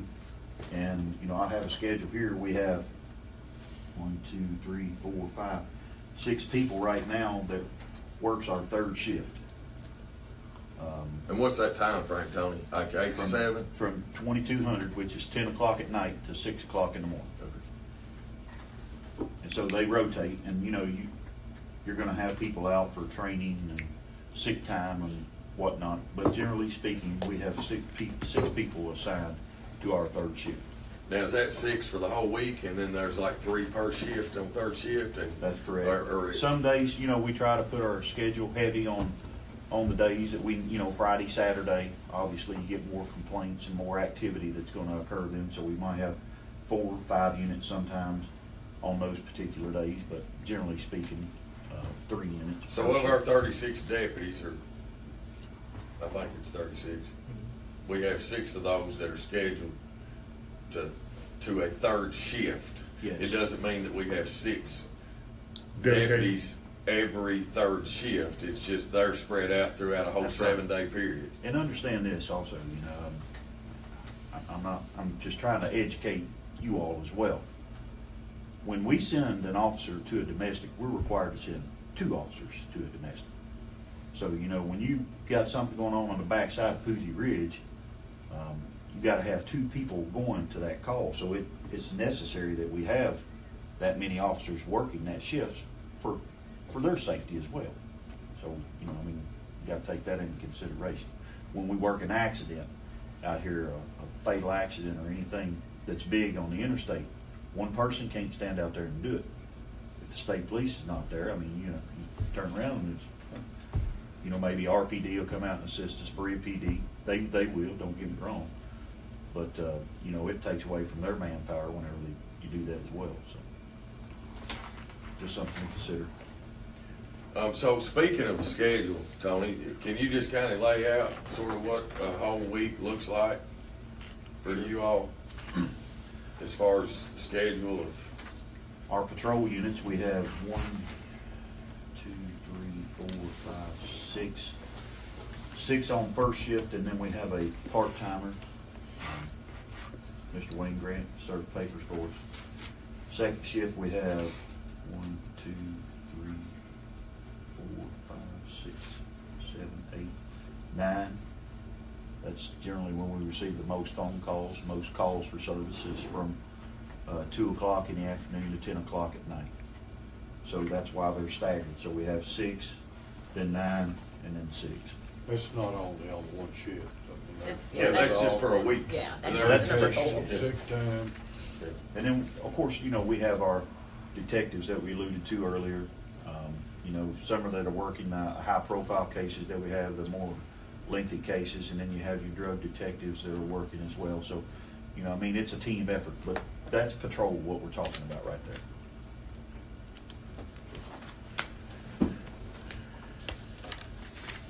And then I want to bring up the serving papers. That one was a tough one to really like narrow in on, because there's only one part-time person that really serves papers. That's Wayne Grant. So he just does that part-time. But all deputies serve papers, and so it was really hard to try to quantify like how many papers is actually served, because the majority of them get served by law enforcement. So We try not to serve papers, and that's through the courts and everything. so that's why on the summons and vacates that we stuck, like that's serving papers revenue, like that 81,000. So we stuck it under law enforcement just to try to paint the truest picture. And then the 40,000 was what we just tried to estimate of what Wayne Grant was serving. So, my fiscal court members, do y'all have any questions? I want to stop here a minute, because I think at this point, this paints the picture of where our expenses are, where we're at in last year's budget, and I think we need to start now diving into what the proposed budget is for the sheriff this 2024 year, and for us to determine, you know, what we need to do So I want to pause there if anybody's got any questions for anybody. Well, you know, one of the things I've learned is a budget, you got a budget and you got the actual, and they're two different animals. But the budget, you know, and I've been looking at this, and if you look at the sheriff's budget, past 4 years, it's climbing rapid. It's snowballing, you know, and that's kind of an alarming situation, and that's, you know, that's my concern, and Steve's concern is sustaining this growth. Now, I ain't laid this next to the county budget, but I'm pretty sure that it's not, that this exceeds what our county budget's doing. It doesn't mirror it. You know, this appears to be a situation that's growing faster than we can sustain it, and that's kind of that's why we're here. You know, this ain't, like I say, it's not the actual, it's just budget, but being this fiscal court, fiscal means financial, and that's why we're here, because of the financial obligation. We got to live within our means. Whole fiscal court, we got to live within our means, whatever it takes. If it's hard decisions, you got to make them. Well, the number I use just for, as far as our sheriff's deputies go on the law enforcement side, is I kind of figure $100,000 cost per deputy that we have. And that $100,000 cost would include everything that individual needs to be able to do their job. That's a car, that's ammo, that's a gun belt, that's uniforms, that's the retirement, you know, their wages, so on and so forth. So that's just a helpful number to me to kind of see. I mean, to put a price tag on it, and you're right, too, right? That's without the ones that are not contract. Right, yeah, that would be, yes, that's right. That would be the hazardous duty. That would be if we didn't have a retiree, I'll call it, as working for us, yeah. And so that kind of helps me, you know, think about what we've got. And then also, you said something there, and I can't remember what it is. That's not like you. No, it's not. It was on your projection of, yeah, I lost it. So I've had a lot of numbers in my brain over the last couple of weeks. Haven't we, Mary Just Margaret? cause your hair comes back. They've You're gone growing home hair with me again. too. Yeah. So, any other questions? Tom, do you have any questions before we move into next year's budget? I got one question. Uh-huh. The law enforcement on the 23 is showing 36. Page. Give me a page. Give me a page, Tom. He's looking at 36 right up at the Page top of the 30. green. Page 1. 36. Yeah. That 36 number there, is that allowing for the 12 that don't draw, that we don't pay benefits to retirement and all that? Yeah, that would include all what y'all call certified Deputy. law enforcement deputies, and that would include those 12. So if 12 is the right number of retirees contracted, then I guess, Tony, that would be 24 are not contracted and 12 would be contracted. Correct, Tony? That's correct. Yeah. The other thing that I've been thinking about, you know, we've talked about, you were kind of giving an overview of the county situation there and what it could go to, $3 million basically in the next X amount of time. You know, you said it, but yet we don't do it. You know, by law, we can take a 4% tax increase that don't have to go to a vote at the fiscal court. That don't want no ballots. We, by law, can raise 4%, $145,000 a year. You said that number. In itself, in a year, okay, that don't seem like much money. 4 years, that's $500,000. That's a pretty good sized chunk. The other thing that I wonder about is our insurance premium tax. We passed insurance premium tax for the sole purpose of sending our prisoners out to other jails. That was the only purpose for it. Problem that was we estimated $1.5 million in the first year, only we generated about 2.5, and I think I saw 2.7 on our budget this year. What do we do with the rest of that money? There's money there that's excess. It's not going to pay to send our prisoners out. Because we've got $800,000 budget, plus we were projecting 1.5 at one point in time, and I don't think Steve's even using that. So where's the rest of that money at? Where's the other 1.5 at? The other thing I thought about was, as we talked about KSP, was at one point in time, and they still do to some degree, KSP did 911 dispatch. So why can't we lobby to our legislators to have KSP take the dispatch back? We've got an EOC building over there that we could lease to them, put them right over there in it. They're building a new headquarters, but they're not including 911 in there. I think that's something that we ought to look at and try to push as we go forward. I don't know what the dollar figure is over there on the 911. I don't have that budget in front of me, but that's a revenue stream that we could generate if we just get them to take back and do their own job. Well, Tom, I would say this. I think to answer your question about the insurance premium tax money is I think that, I think our budgets have grown. I mean, just the raises we've given employees. I mean, we give $1 million to the road department.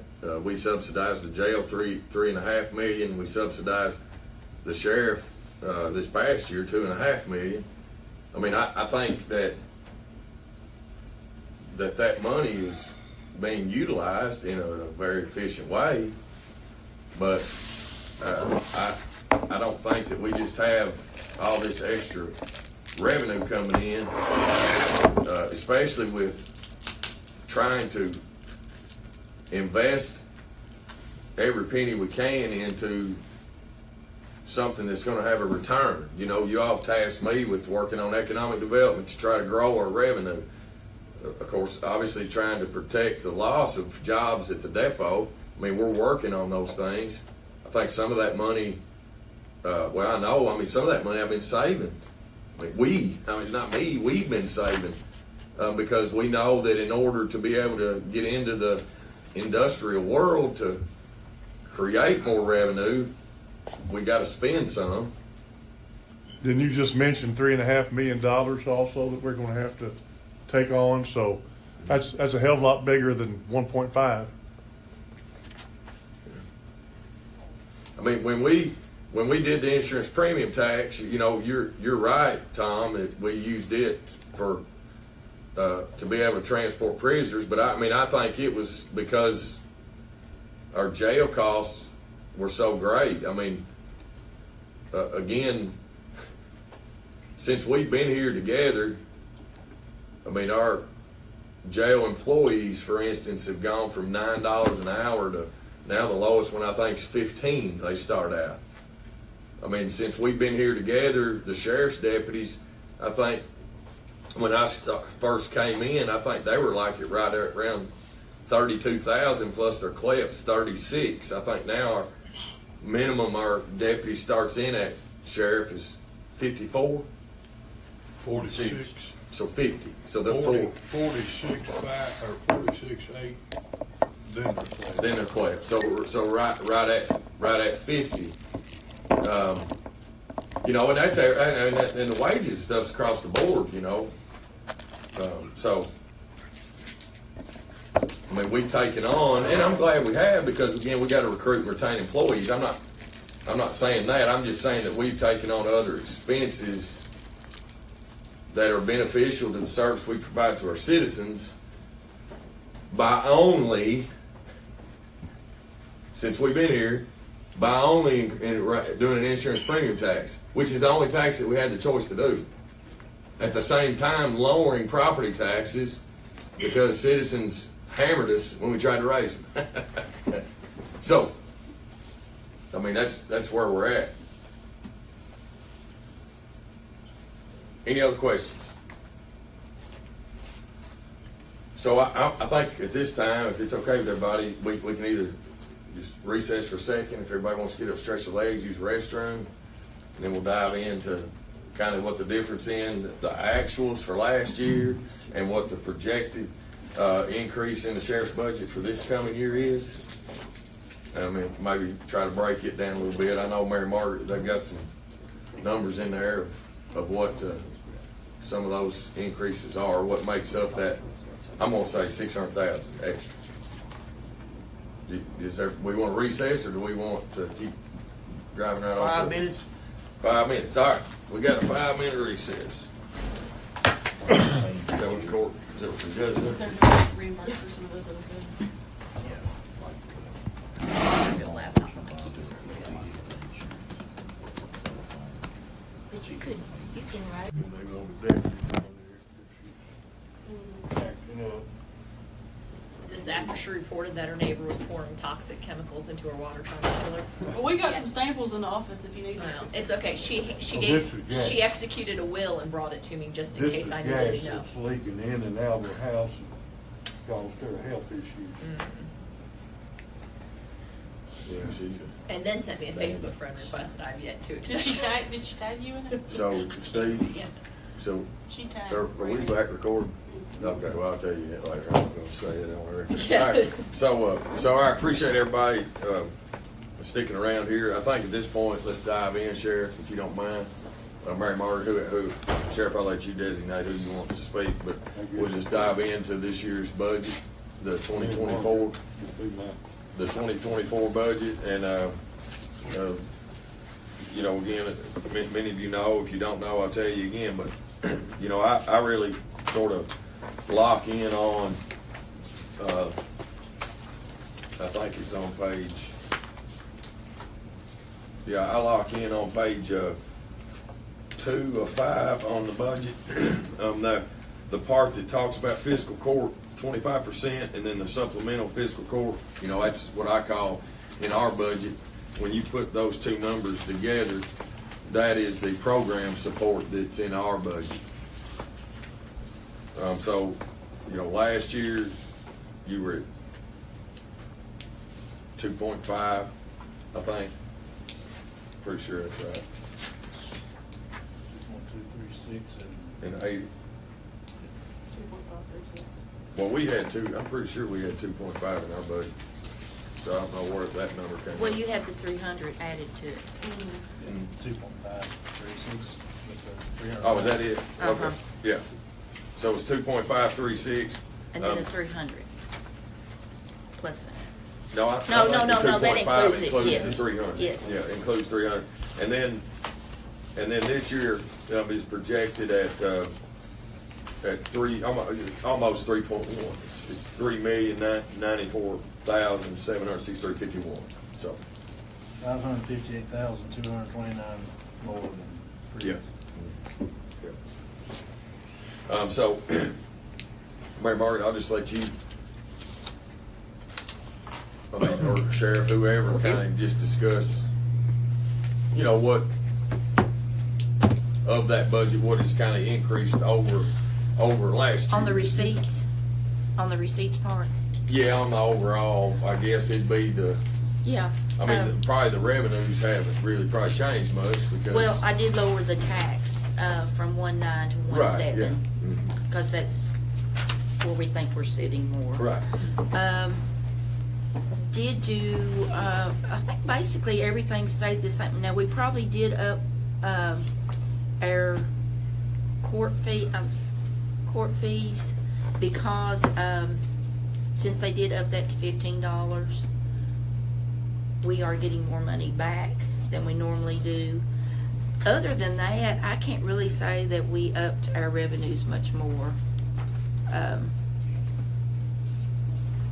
Because I tried to keep them on the low side. If anything, we lowered them Yes. compared to the previous year's Yes, budget. I tried to keep them on the lower side. Yeah. And then as far as disbursements, Let's see, on the overtime, we had to include, because of the fiscal books that we're on now, we had to include the 60,000 in overtime, but it will be reimbursed through HIDA and DEA. So, that's why that figure is so large, but like I said, we can be reimbursed up to 60,000. I'm not saying that they're gonna use that, but we can use up to that, which, whatever they don't use will also come off the 135. Okay, Just before you move on, where's that at in the revenue?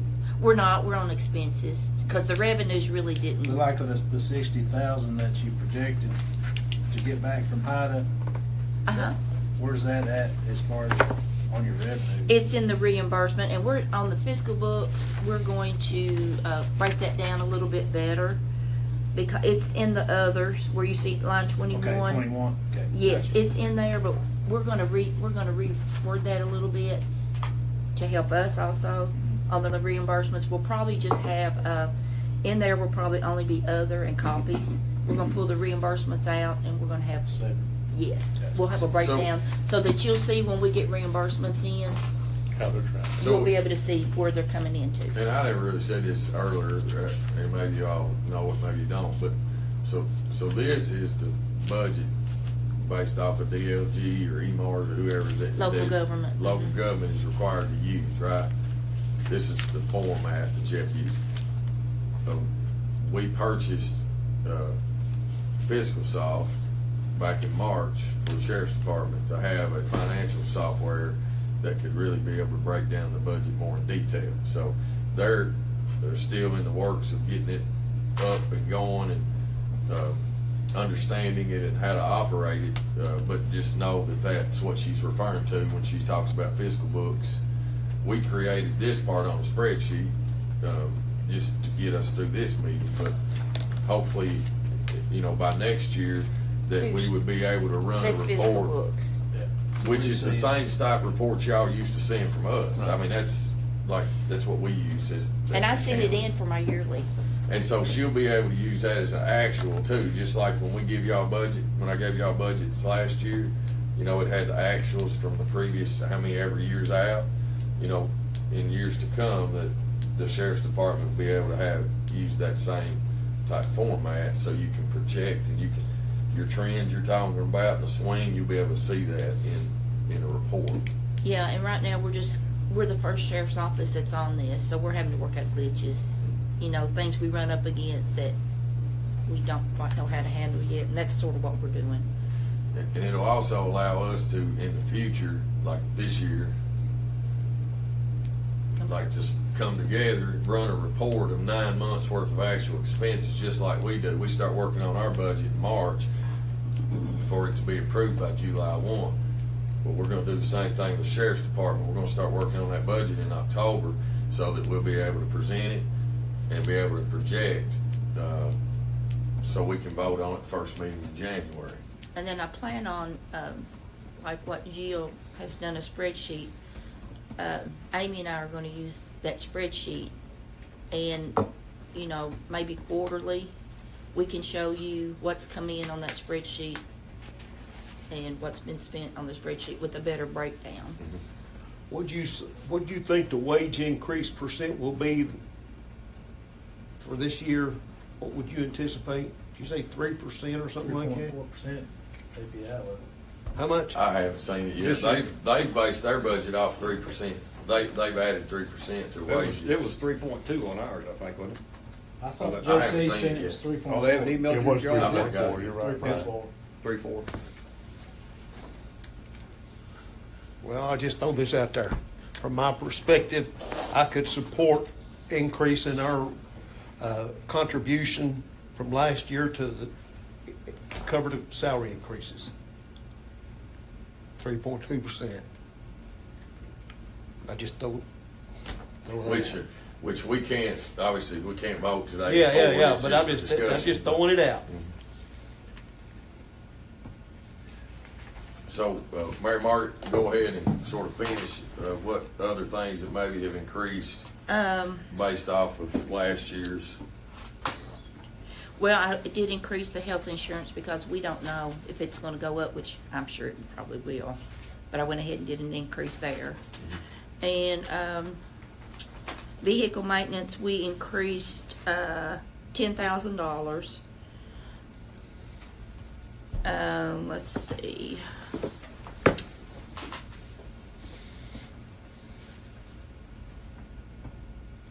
Uniforms, we increased 1,000. It cost approximately $1,200 to dress a new employee that comes into the office. Gasoline, fuel, we upped 5,000, and and then of course we have vehicles on here this time.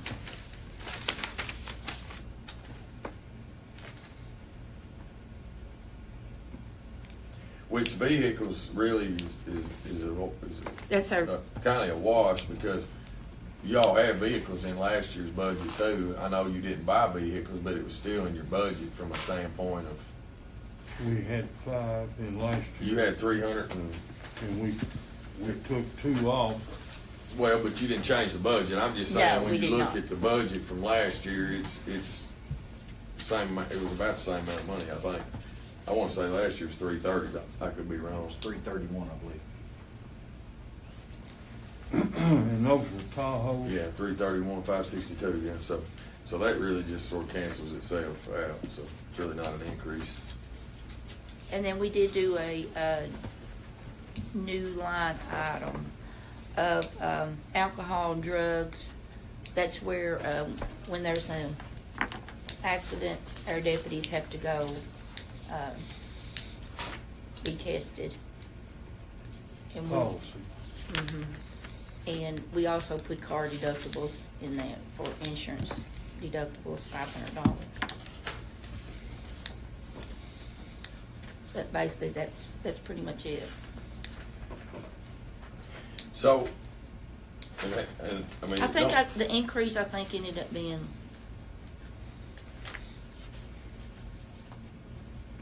maybe less than 100,000. I don't even think it was that. Yeah, I mean, this shows 87,000, so just to help me understand this, so.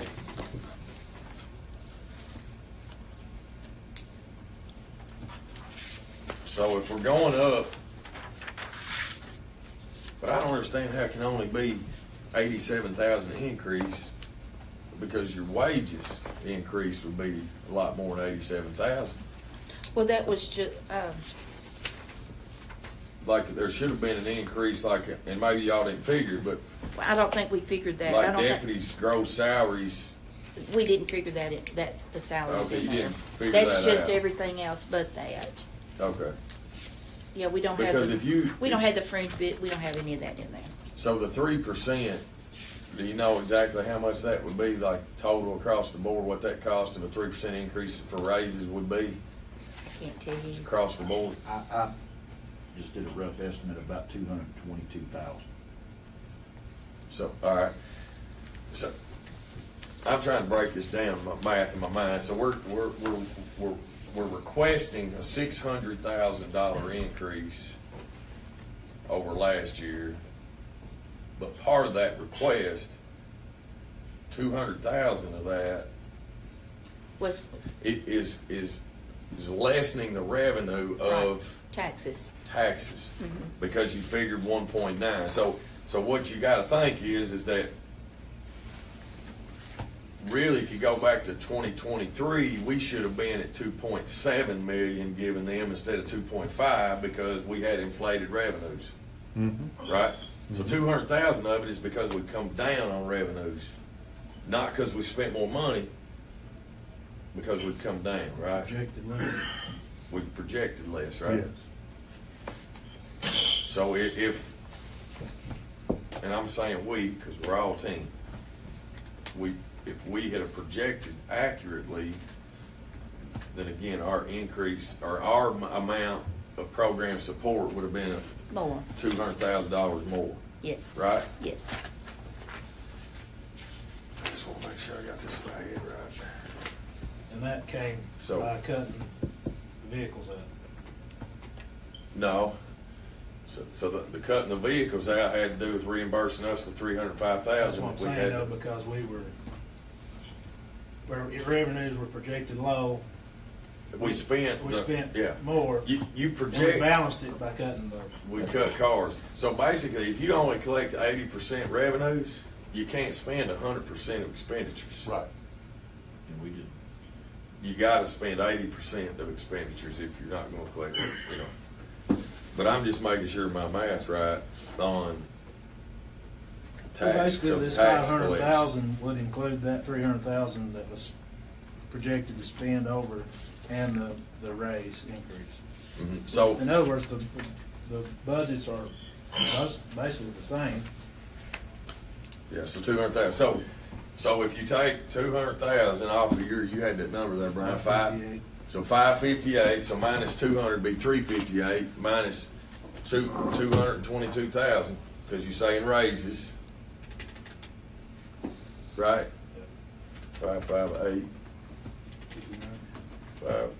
229, minus be 422,000, right?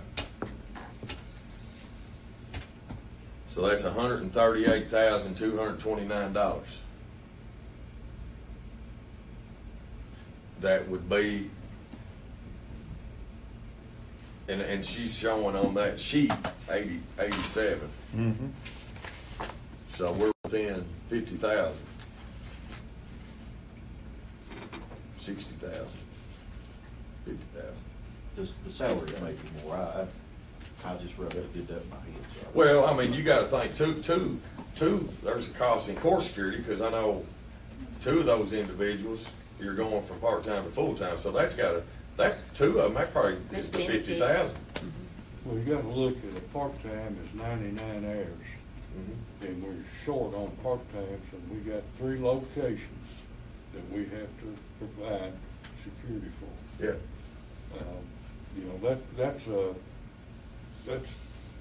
mess right there. A lot of places have one court facility, and you'll have frontline people, and you'll have bailiffs in the court, so you don't need the manpower. We got 3 locations.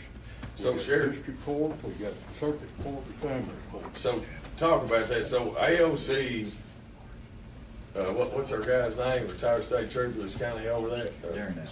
What y'all call him, sir? Foot. Foot, yeah, Foot. Sometimes we call it something else. Yeah, but Foot it tells you all how many court security officers you have, right? They allow you so many full-time and so many part-time, correct? They do the allocation, yes. So what is that? What is that allocation? 10, 9. So we got They've allowed us 10 full-time for 2024 and 9 part-time. and so Right now, we have 8 and 6. yes, but. Is that factoring in the opening of the second courtroom in district? Is that why Yes. they've increased? I thought he Yes. told me that, yeah. Plus the extra judge. that they Yes. picked up. Yeah. Yeah, certainly.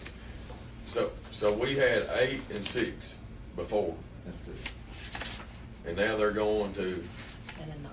10 and 9. Okay. But we'll probably never reach the 9. Because we Just being can't. able to obtain, to get 9 part-time.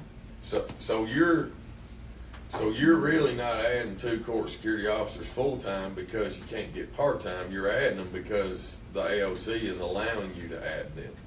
That plus to give the 160, is it 160? 160 hours for one person compared to 99 hours.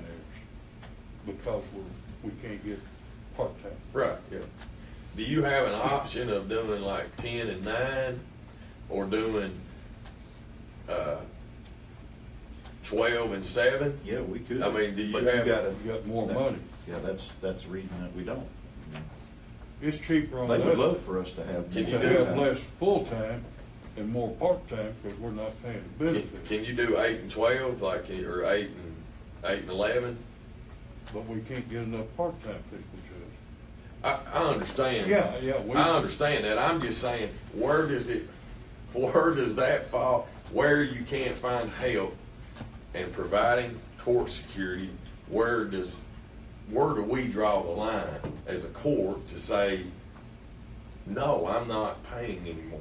I can't help it that nobody wants to work part-time, you know. And I'm playing a little devil's advocate right Got to. now. I'm not leaning one way or the other. You know, where do we draw the line of saying that this is all we can afford to provide? I'm just asking that question. Nobody has the answer. So let me ask you a question as it pertains to that, though. So that's a decision that we need to verbalize, talk about. We're not saying one way or the other.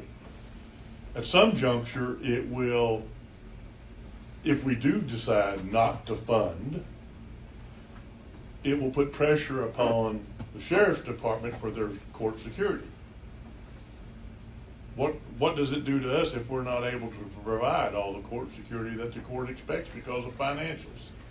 Well, it's like we said to Jeannie earlier, is judges cancel court or they don't But then they get keep as the many, prisoners and they in their keep locker. prisoners over there. But I mean, is there a Well, Jenny would be a good person. is there a weight there as far as Well, That or this, they, one hurts more than the other to what they our request Some of the is stuff that is we still bring on in a there. deputy off the road. Well, I tell you this, if we're paying for an inmate over there, it's $900 a month.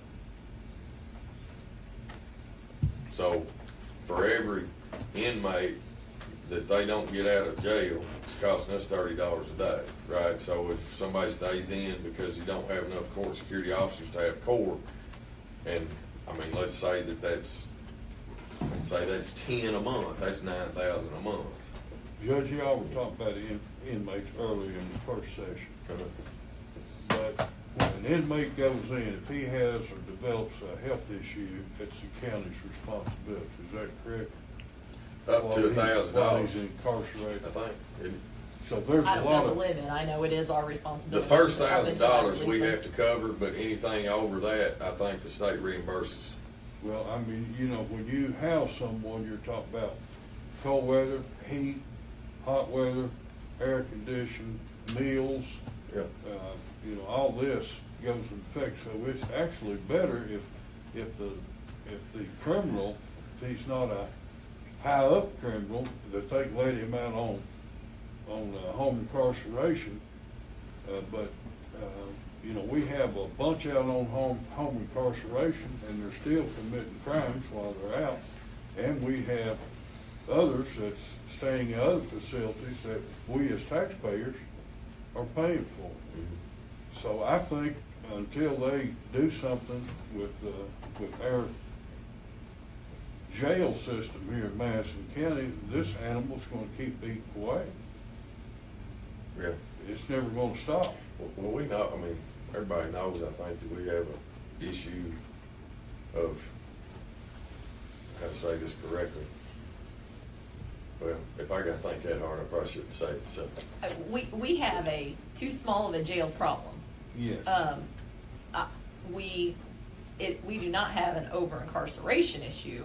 We incarcerate below the national average in Madison County and have historically and always have. Now, I can tell you my docket tomorrow, my felony docket's 85 cases. In 6 years, it's the largest felony docket I've had in a week. And we have a felony docket every week, essentially. So I would like to tell you people will stop committing crimes, but that's not going to happen. And it's just going to get worse. And these aren't people who are the people sitting in the jail waiting for this docket tomorrow are not people charged with possession of methamphetamine. I think I have, out of 85 cases, 12 of them include rape, sexual assault, or some type of sex-related crime on them. I'm not letting those people out of jail. I can just tell you that right. If they're let out of jail, it is Bless over you. hell or high water Bless in my objection in that courtroom. So, you know, it is, the jail, they're being housed, but the majority of the people being housed in our facility or that we're paying for in outside facility are those that are waiting for circuit or are Jenny, I sentenced out of spoke up there circuit. earlier. You know, and I know because we work with the judges, what their expectations are. And look, we they- don't always agree with them, don't get us wrong, Yeah. we just, Their but, demand yeah, but they're the judge, they run that courtroom. And they, is you know, pretty high. yeah. You know, we're, there again, we're just caught in the middle of it. You know, you have each, family court, circuit court, district court, we have frontline people that's checking people coming in, metal detector, all this type of stuff. And then you have, our other court security that's not working the front line, they're bringing the prisoners in, watching them, taking them back. Then we have what used to be called a bailiff, they're working inside the courtroom. And when those courts are going, I mean, it's busy times. But When they run short over there also, just elaborate a little bit on what Brian was asking a while ago. You know, we take our road deputies sometimes, or some of us in the office goes over there and helps do those duties for them. And that's no problem, but what it does is when you take somebody out of the road, then you're jeopardizing what's going on out here in the community every time we do that. So, you know, we understand there's a problem there. We try to work with it, but rob Peter to pay Paul. Yeah. So what would it look like, let's say that through, is it attrition? Is that the right word? Through attrition? Say we didn't replace 3 deputies, let's just say, it's hypothetically. Through attrition, that we said, hey, you know, our minimum service, I feel like right now what we're doing is the maximum service. I mean, we're got detectives, we got cyber crimes, what did we just buy, which is a good purchase, it's reconstructive. Oh, reconstruct, What is last it? year, reconstruction of Collision it. reconstruction. Yeah, Uh-huh. so, That was a one-time purchase. right, yeah. But what would it look like if we said, hey, we gotta cut back the number of deputies, and let's say we just said 3, I'm just hypothetical. probably, if you told me to cut back, I'd probably do away with 3rd shift. And after midnight, whatever happened, happened. Because I'm not gonna put one person out there, or 2 people out there working Madison County by themselves. It'd be unsafe. And like I said, that would probably, if you cut a person, that's $100,000, like you said earlier. Mm-hmm. So my thinking would just do away with the shift, and that would probably be 3rd. And so you wouldn't have, so then what happens? So you're saying state police never worked after midnight anyway? Well, somebody They have haven't to since I've been. police it, it wouldn't be us, because we wouldn't have anybody else, so it'd either be nobody or state police. Do we know how many calls that like we take on, like after midnight on a regular? It's a busy county. It's a lot. Is- Nothing good happens after midnight. That's all. I wouldn't know. That's That's a when good bad statement. stuff I'm happens. not That's when asking. they get those calls at 2 o'clock in the morning asking for the murder search warrant. you I know? don't have the times of those, I just have the dates of Yeah. when those things happen. So I think you can pull that by They hours. could, yeah. Okay, I'm just asking a question. All right, so, You know, going along what you just said, Reagan, it's just been my experience. Criminals don't do much of a criminalizing on 1st shift. They ain't going around breaking in cars in the daylight. They're doing that on 2nd shift, after dark, 3rd shift. So that's one of your most vulnerable times. so if that's the case, then why would we cut 3rd shift and not 1st shift then? Well, because we have to serve I'm just papers. saying. Yeah, that's when they. We have to serve papers. We're required to only serve papers certain times of the day. You're You can't go required- knock on somebody's door 10 o'clock at night and serve a paper, because they're gonna come to the door with a gun. Things are gonna go bad at that point. Yeah. We have a lot of in-house business going on during the day. Just like this phone call I got requesting. I mean, you know, it's 24/7. Yeah, okay. I hope we never get to that point. You know, in the real world, and not to upset Billy, but we don't have enough people. for what's going on here in this county. Well, don't guys, have enough money either. I think that it comes So down. it goes both hand in Hey, hand. it comes down to the fact that we've been creating a standard, a new standard in Madison County from what our sheriff's department does, and never collecting a revenue stream for it. You know, the way I look at it is if I always pay my kids' electric bill, even they move out on their own, I always pay their electric bill, they're never gonna pay it. And what we've created here is we have created an atmosphere where we've taken on some other agency's duty, responsibility, and made it our own without a revenue stream to pay for it. So, is my opinion of this budget, now that we've narrowed in on it, they're not asking for really any more increase other than raises and other than those court security positions outside of inflated revenue the prior year. I mean, the math works, so The math works, but the problem doesn't go away. it does not go away. If we approve this budget the way it is right now, we're gonna have hard decisions that we have to make, because I'm gonna bring it up when it comes time to increase stuff. We can't sustain this. I mean, we can't. It's the whole reason we're And here so if today. we don't set a standard and a vision for the sheriff's department right now,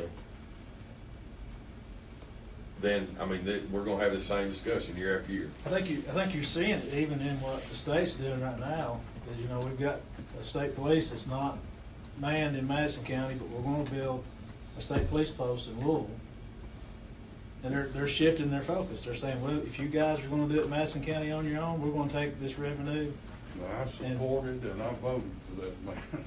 Yeah, that was the only problem that I had. He was gonna put a state police post in Louisville, which I didn't agree with. But I mean, he's saying that, but he can't do it. It's the legislature Yeah, it's saying. have it in the budget. I don't think. And then you've got one-time money. You know, we're gonna build a new model school, we're gonna build a new alumni coliseum, we're gonna do all this stuff. But yet we're not gonna do anything with that money to fund the mandates that they've already put on. Services. And it's. And once you build new things with one-time money, you have to sustain them Yeah. with reoccurring dollars. But that's what Reagan is saying, is because we've been doing the job for the state police and took it upon ourselves to do it. They're gonna let us do it, and they're gonna continue to let us do it, and they're gonna do something with their money somewhere else. I mean, it's, Well, I don't know what the answer is, but like I said, I've been here since you and your dad, when we came in together in 2011. And so many things are the same. It's just the population keeps growing and there just keeps having more crime and, I don't know what the answer is. I apologize for a budget that is like it is, but I have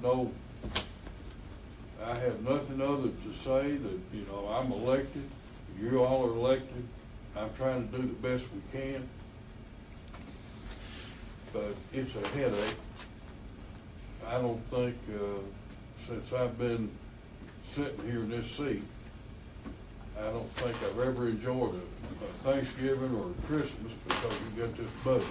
You're dreading it, you're worried about it. You know, I worry about what Billy thinks, I worry about what Brian thinks, Steve thinks.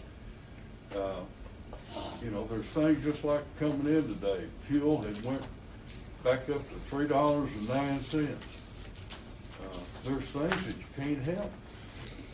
And this is not just a sheriff's department problem. I mean, we talked about it. I'm gonna have the same issue having a new judge and a second district courtroom when I've got judges saying, well, you just have to show up to court. I don't have the personnel. I've had to go to the state and say the same thing because I'm not funded from you guys. I'm not funded from the state completely. I'm not funded from anywhere completely.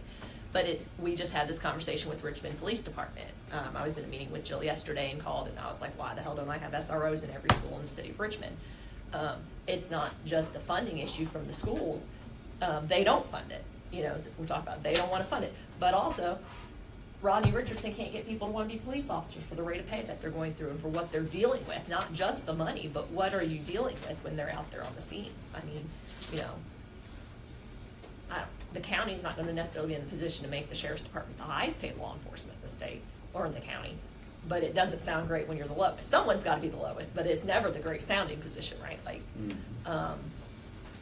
so, I mean, it's not just the county and the sheriff's department, this is a problem for everybody across the board. And the legislature doesn't get it. They don't understand. They like having unfunded mandates. If you Judge look complains around about it all our the time. country, when Breonna Taylor and George Floyd and all those things started taking place, we had a lot of social issues within our community. Defunding, all this stuff started. But if you look in those areas of crime rate and what they're doing, they're having to try to hire police officers now that they lost. And they're raising money and still they don't want to come there. So I don't know what the answer is. Any other questions? Tom? I mean, we need to give, we out of this work session today, we need to give the sheriff's department's guidance on if we're gonna require any changes to their budget, so that, because this is planned to be on fiscal court next Tuesday, 13th. And so we need to give them some guidance of anything that we would like to maybe see changed, if any. And Billy Ray, I know you already kind of spoke earlier. Tom, Steve, Brian. I'm done while I'm talking. I'm gonna see if somebody else got something to say. Tom, you got anything? Everybody else in here's Well, been quiet. I'm just gonna say, we kicked this budget to death. But the fact of the matter is, I've said this 100 times, there's only two places that you can take money out of this budget. It's people and vehicles, that's it. You know, you can't, I don't know why that the vehicle maintenance, I mean, that they're having to show a $10,000 increase in that. It's just, you know, is it the cost of parts? Is it the cost of everything else, like everything else in the world today? But, you know, they've got an increase there, but everything that's on here, turn it any way you want to. You're going to get your money in two places, that's it.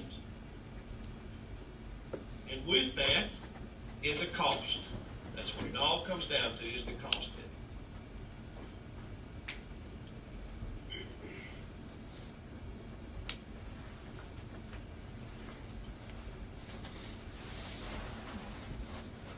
You know, we could probably afford this budget this year. But he's looking down, which we should be, looking down the road. We should be looking, and so this path that we're on is, you know, we're trying to tap the brakes on this I thing. understand. But now there's one scenario, you know, our vehicles, it doesn't take long. You get a brand new vehicle today, and a year later, you know, it's got miles on it. It's a big county, it's understandable. One problem that we have is that we don't get our vehicles at the right timing, just like, for instance, the Tahoes. We were on the list last year, and we took a chance to put our name on there to get them. And I worked with the judge, and so we got the Tahoes, but the time we got them delivered, and got them equipped, you know, you're 6-8 months down from where we had them. So the cars, a lot of those cars are utilizing, transmissions start going out, engines start going out, fans go through the radiator. You know, it's a constant thing with, of course, oil changes and brakes and rotors. You know, all this adds up, but hopefully once we get some more new cars in, we're gonna take some of the rags off and utilize the betterment of those cars. We take those older cars and give them to court security. They're not out here running them like a deputy does or a trooper would do. But that's a savings even though you're putting money out to buy new ones, that helps you in the long run once you get those on the road. Now, these cars that we're talking about this year, they're actually 23s. Chryslers, Yeah. And that's not their choice. They're Dodges. Dodges, what's the difference? I Dodge, don't know. Chrysler. I don't know. The Tahoe's is Chrysler the was the best Cadillac vehicle. of a Dodge, I always thought. The Tahoe's has been the best vehicle. Last year, we paid 46,000 something, state contract price, same as state police or anybody else. It's about 20,000 to time they equip them, put all the equipment on, stripe them.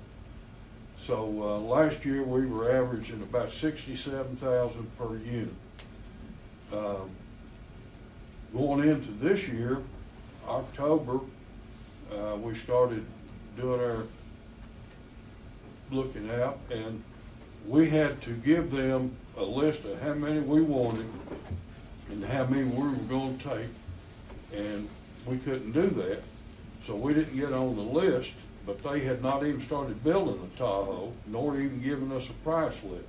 Well, a few weeks later, the price list come out, they'd gone from 46 to 55,000 something for one car, and then 20-something thousand to equip it.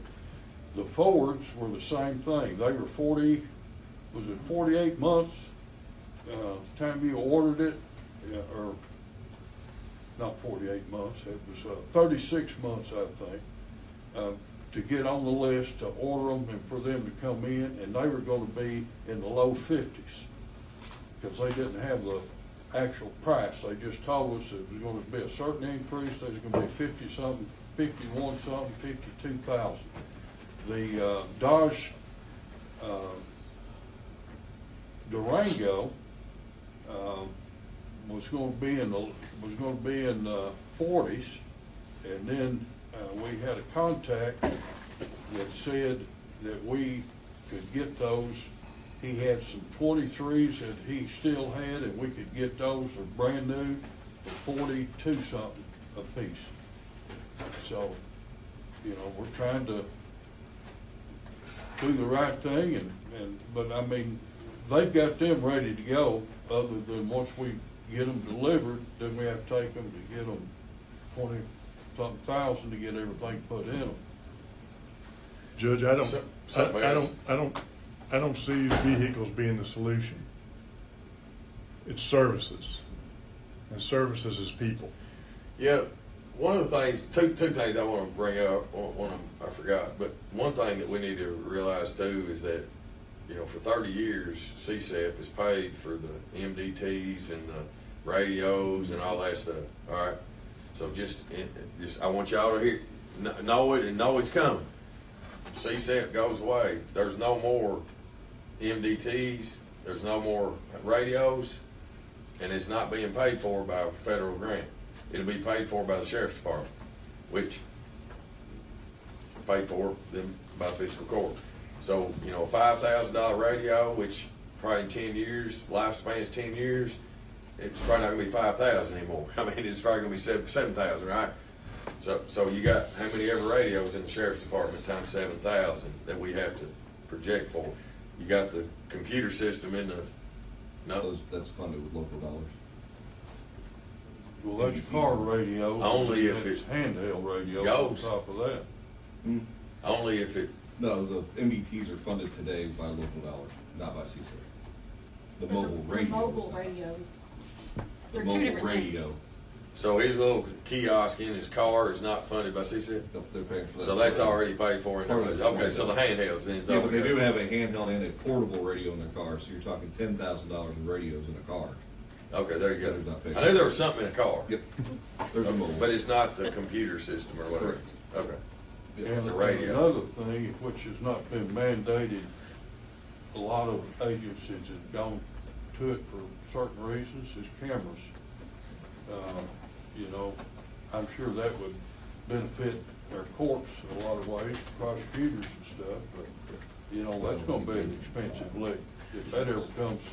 The other thing I wanted to ask, and I'm sure you won't have it, information on it. Tony, and I'm just thinking back of all the categories that Sheriff, you and Tony both went through, as far as like all your service calls, all your calls to duty, whatever they were, drugs, serving papers, domestic, you went through that whole list. How sure are we that, you know, the majority of those, what I would consider law enforcement calls, how sure are we that the overwhelming majority of those calls are in the unincorporated limits of the county? Now, I know you all have jurisdiction inside the city limits, but in my opinion, as a fiscal court member, I sometimes refer to myself as CEO of county government. You know, if I'm going to invest in law enforcement, I want it to be invested in the unincorporated limits of the county, because Richmond City's already doing that in Richmond, Berea's doing that in Berea. Now, I know that there are certain situations where if one of our deputies is going around the bypass and they catch somebody speeding, that they're going to pull them over, right? Exactly. But that is a certain circumstance. That's not a standard, because I wonder sometimes if, you know, our mentality becomes, well, we have all jurisdictions, we can do whatever, whenever, wherever. And I would just be curious of how many of that percentage Majority of those calls. that you're asking about comes through dispatch. So if it's, I would say the majority of everything that you see, all those activities are in the county.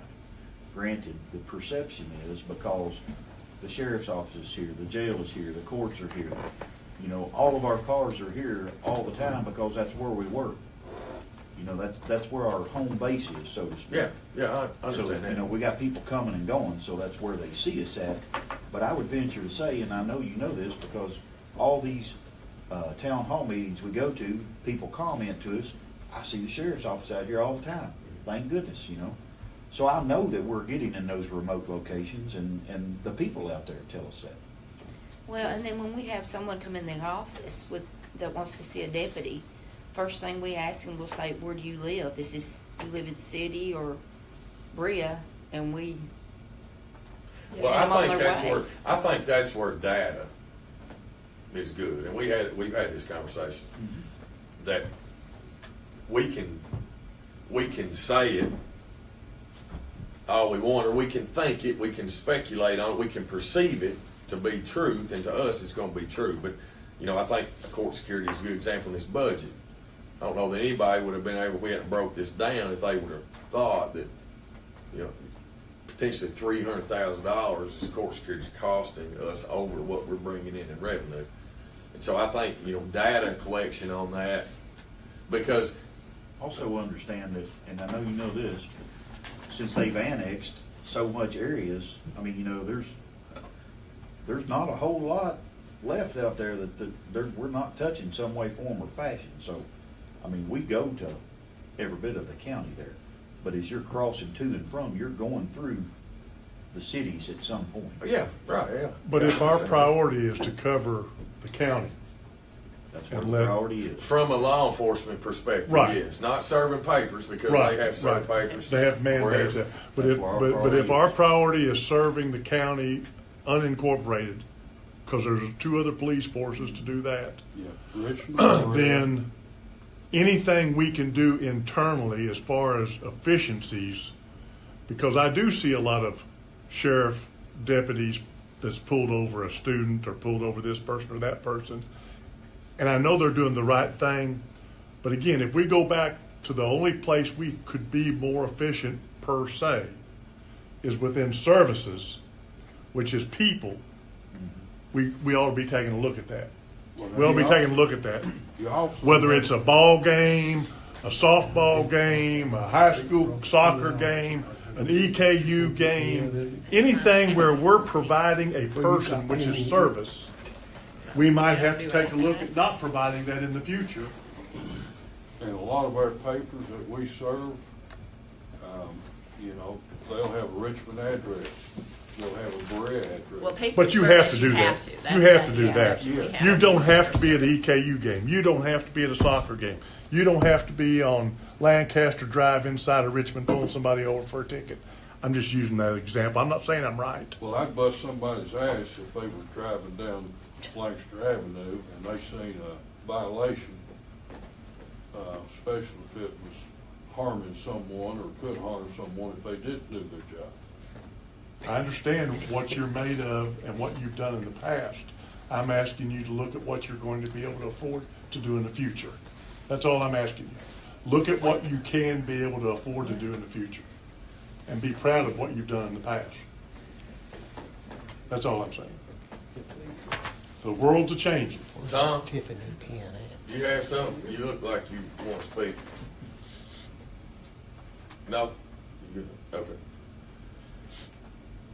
All right, so direction, final last words, because it's a 12:07. I'm sure everybody's getting hungry, and I think that we've laid this out. And unless that there are places in this budget that I would say that that the sheriff fiscal or we soft- think can be cut, then go ahead, I Tom. apologize. No, you're good. I would say that this fiscal software and the fact that you and Jill, took the time to come up here with us and make that Excel spreadsheet are going to help us in the future, without a doubt, so I appreciate that.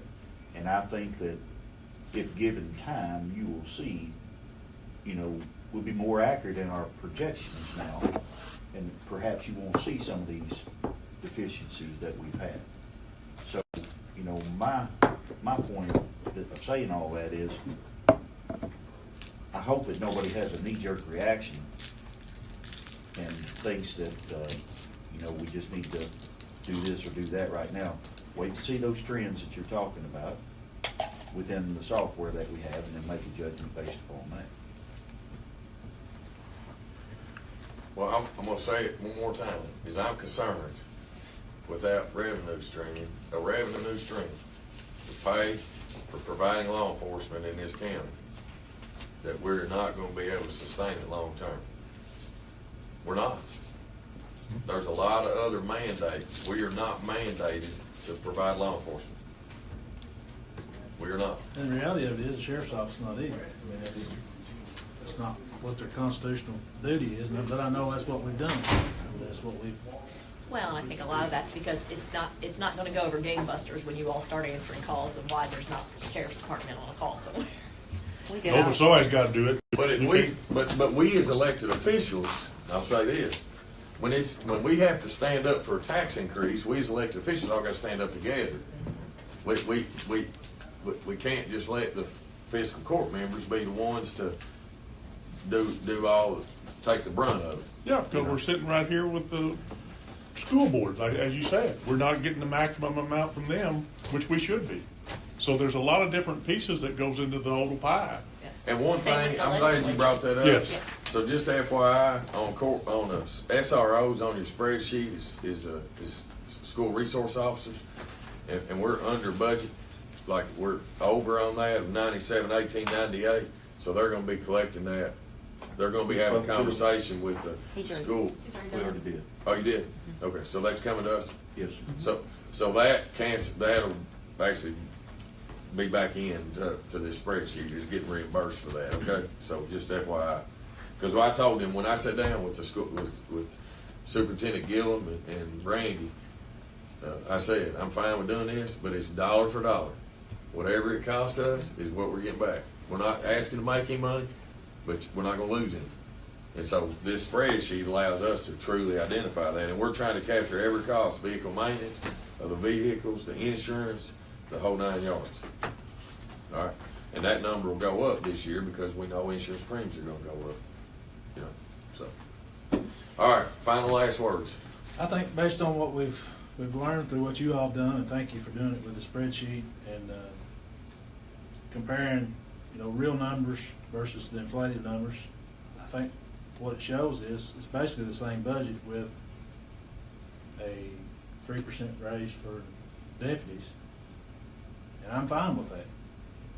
But to your point, we're gonna have to make changes. There's things we're gonna have to look at in the future when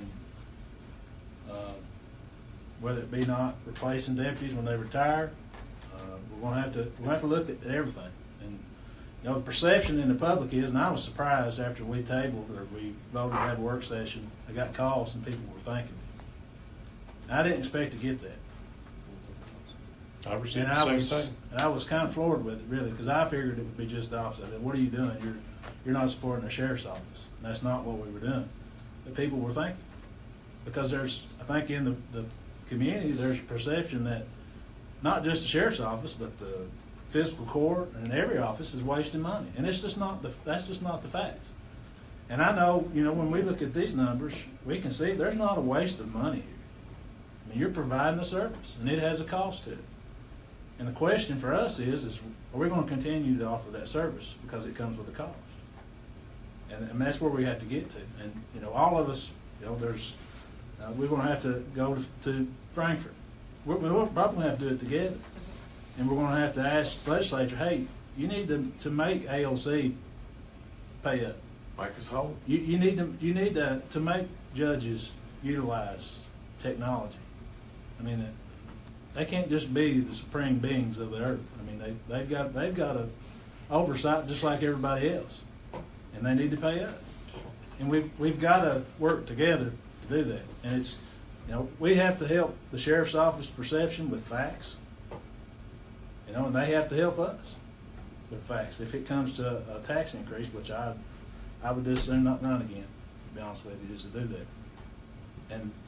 But you know, let somebody else tackle that, because I don't want to do it. But we've got to do something, because it's all of us sitting here have skin in the game. We're all taxpayers. It's coming out of our paychecks.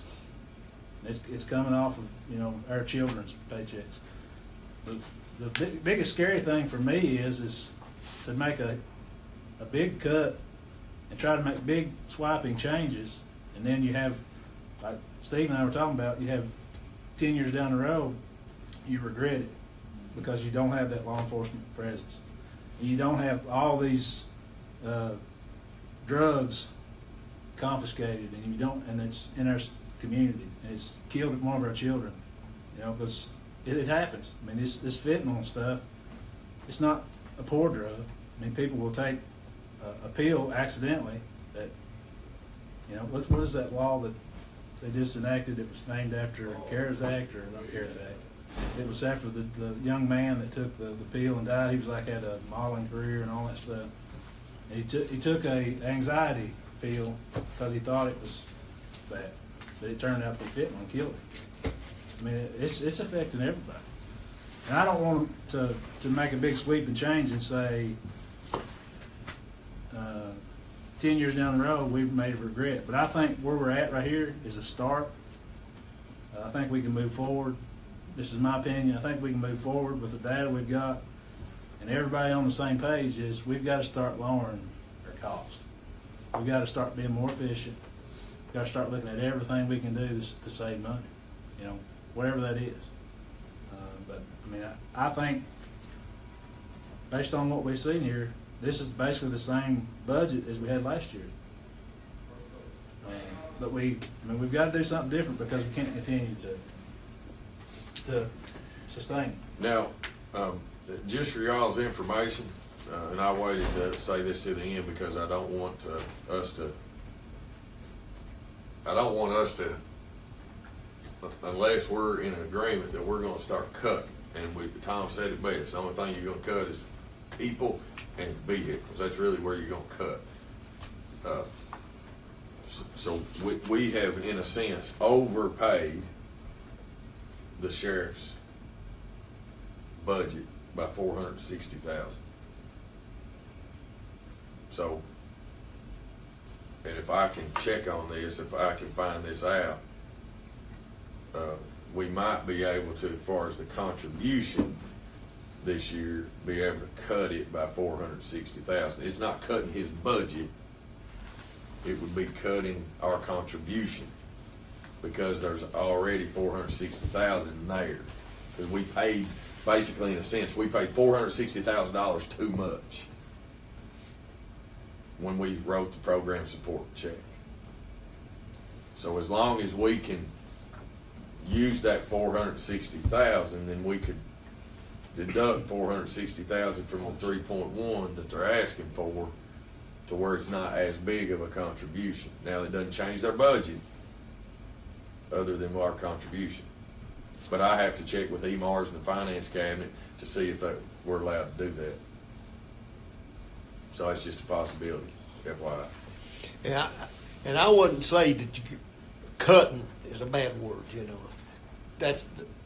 but we need to change the trend. We need to change the direction. Attrition is, works or whatever, but it's like we're driving down a stake here, and not just for sheriff's office. It looks like the county, we got to drive down a stake if we're going to have these increased expenditures. And I retired. My income went down considerably, and I have to live within my means. And that's what taxpayers expect the county to do: live within its means. And that's the position I come from, living within our means. But to your point, it's not just the sheriff's office. I mean, No, it's not just the we've sheriff's had office. The same conversation with Jail the next door. And it's not one entity that's. It ain't just the sheriff's office. I mean, at the end of the day, we've been able to do what we've done as fiscal court since I've been here, because we have turned over as many rocks as that we can turn over, and we're still turning over rocks of ways that we can save money, and that's been across the board. I mean, again, we've not increased revenues besides the insurance premium tax to sustain us for some of these big costly items that we're mandated to do. And as long as I'm here, well, I will continue to try to turn over rocks. You all have done a great job, just like everybody else has done a great job. But the one thing that we do realize is that the last 3 years is not normal. There's been green bills come through this organization and every other organization in the United States that was printed in Washington that sure as heck made the last 3 years easier to get through, that are never coming back. CSEP's not coming back. This county, we being on the fiscal court, have to realize those things, and we have to prepare for those things. That's what they elected us for. So I'm done. Anybody else? Hey, just want to thank everybody for letting me vote in today. I appreciate it. Hope you get feeling better. Yeah, don't bring anything to us, Tom. Next Tuesday, get better by next Tuesday. All right, so next meeting will be next Tuesday, February 13th, 2024. It'll be in at 9:30 a.m. I need a motion second to adjourn. So moved. Second.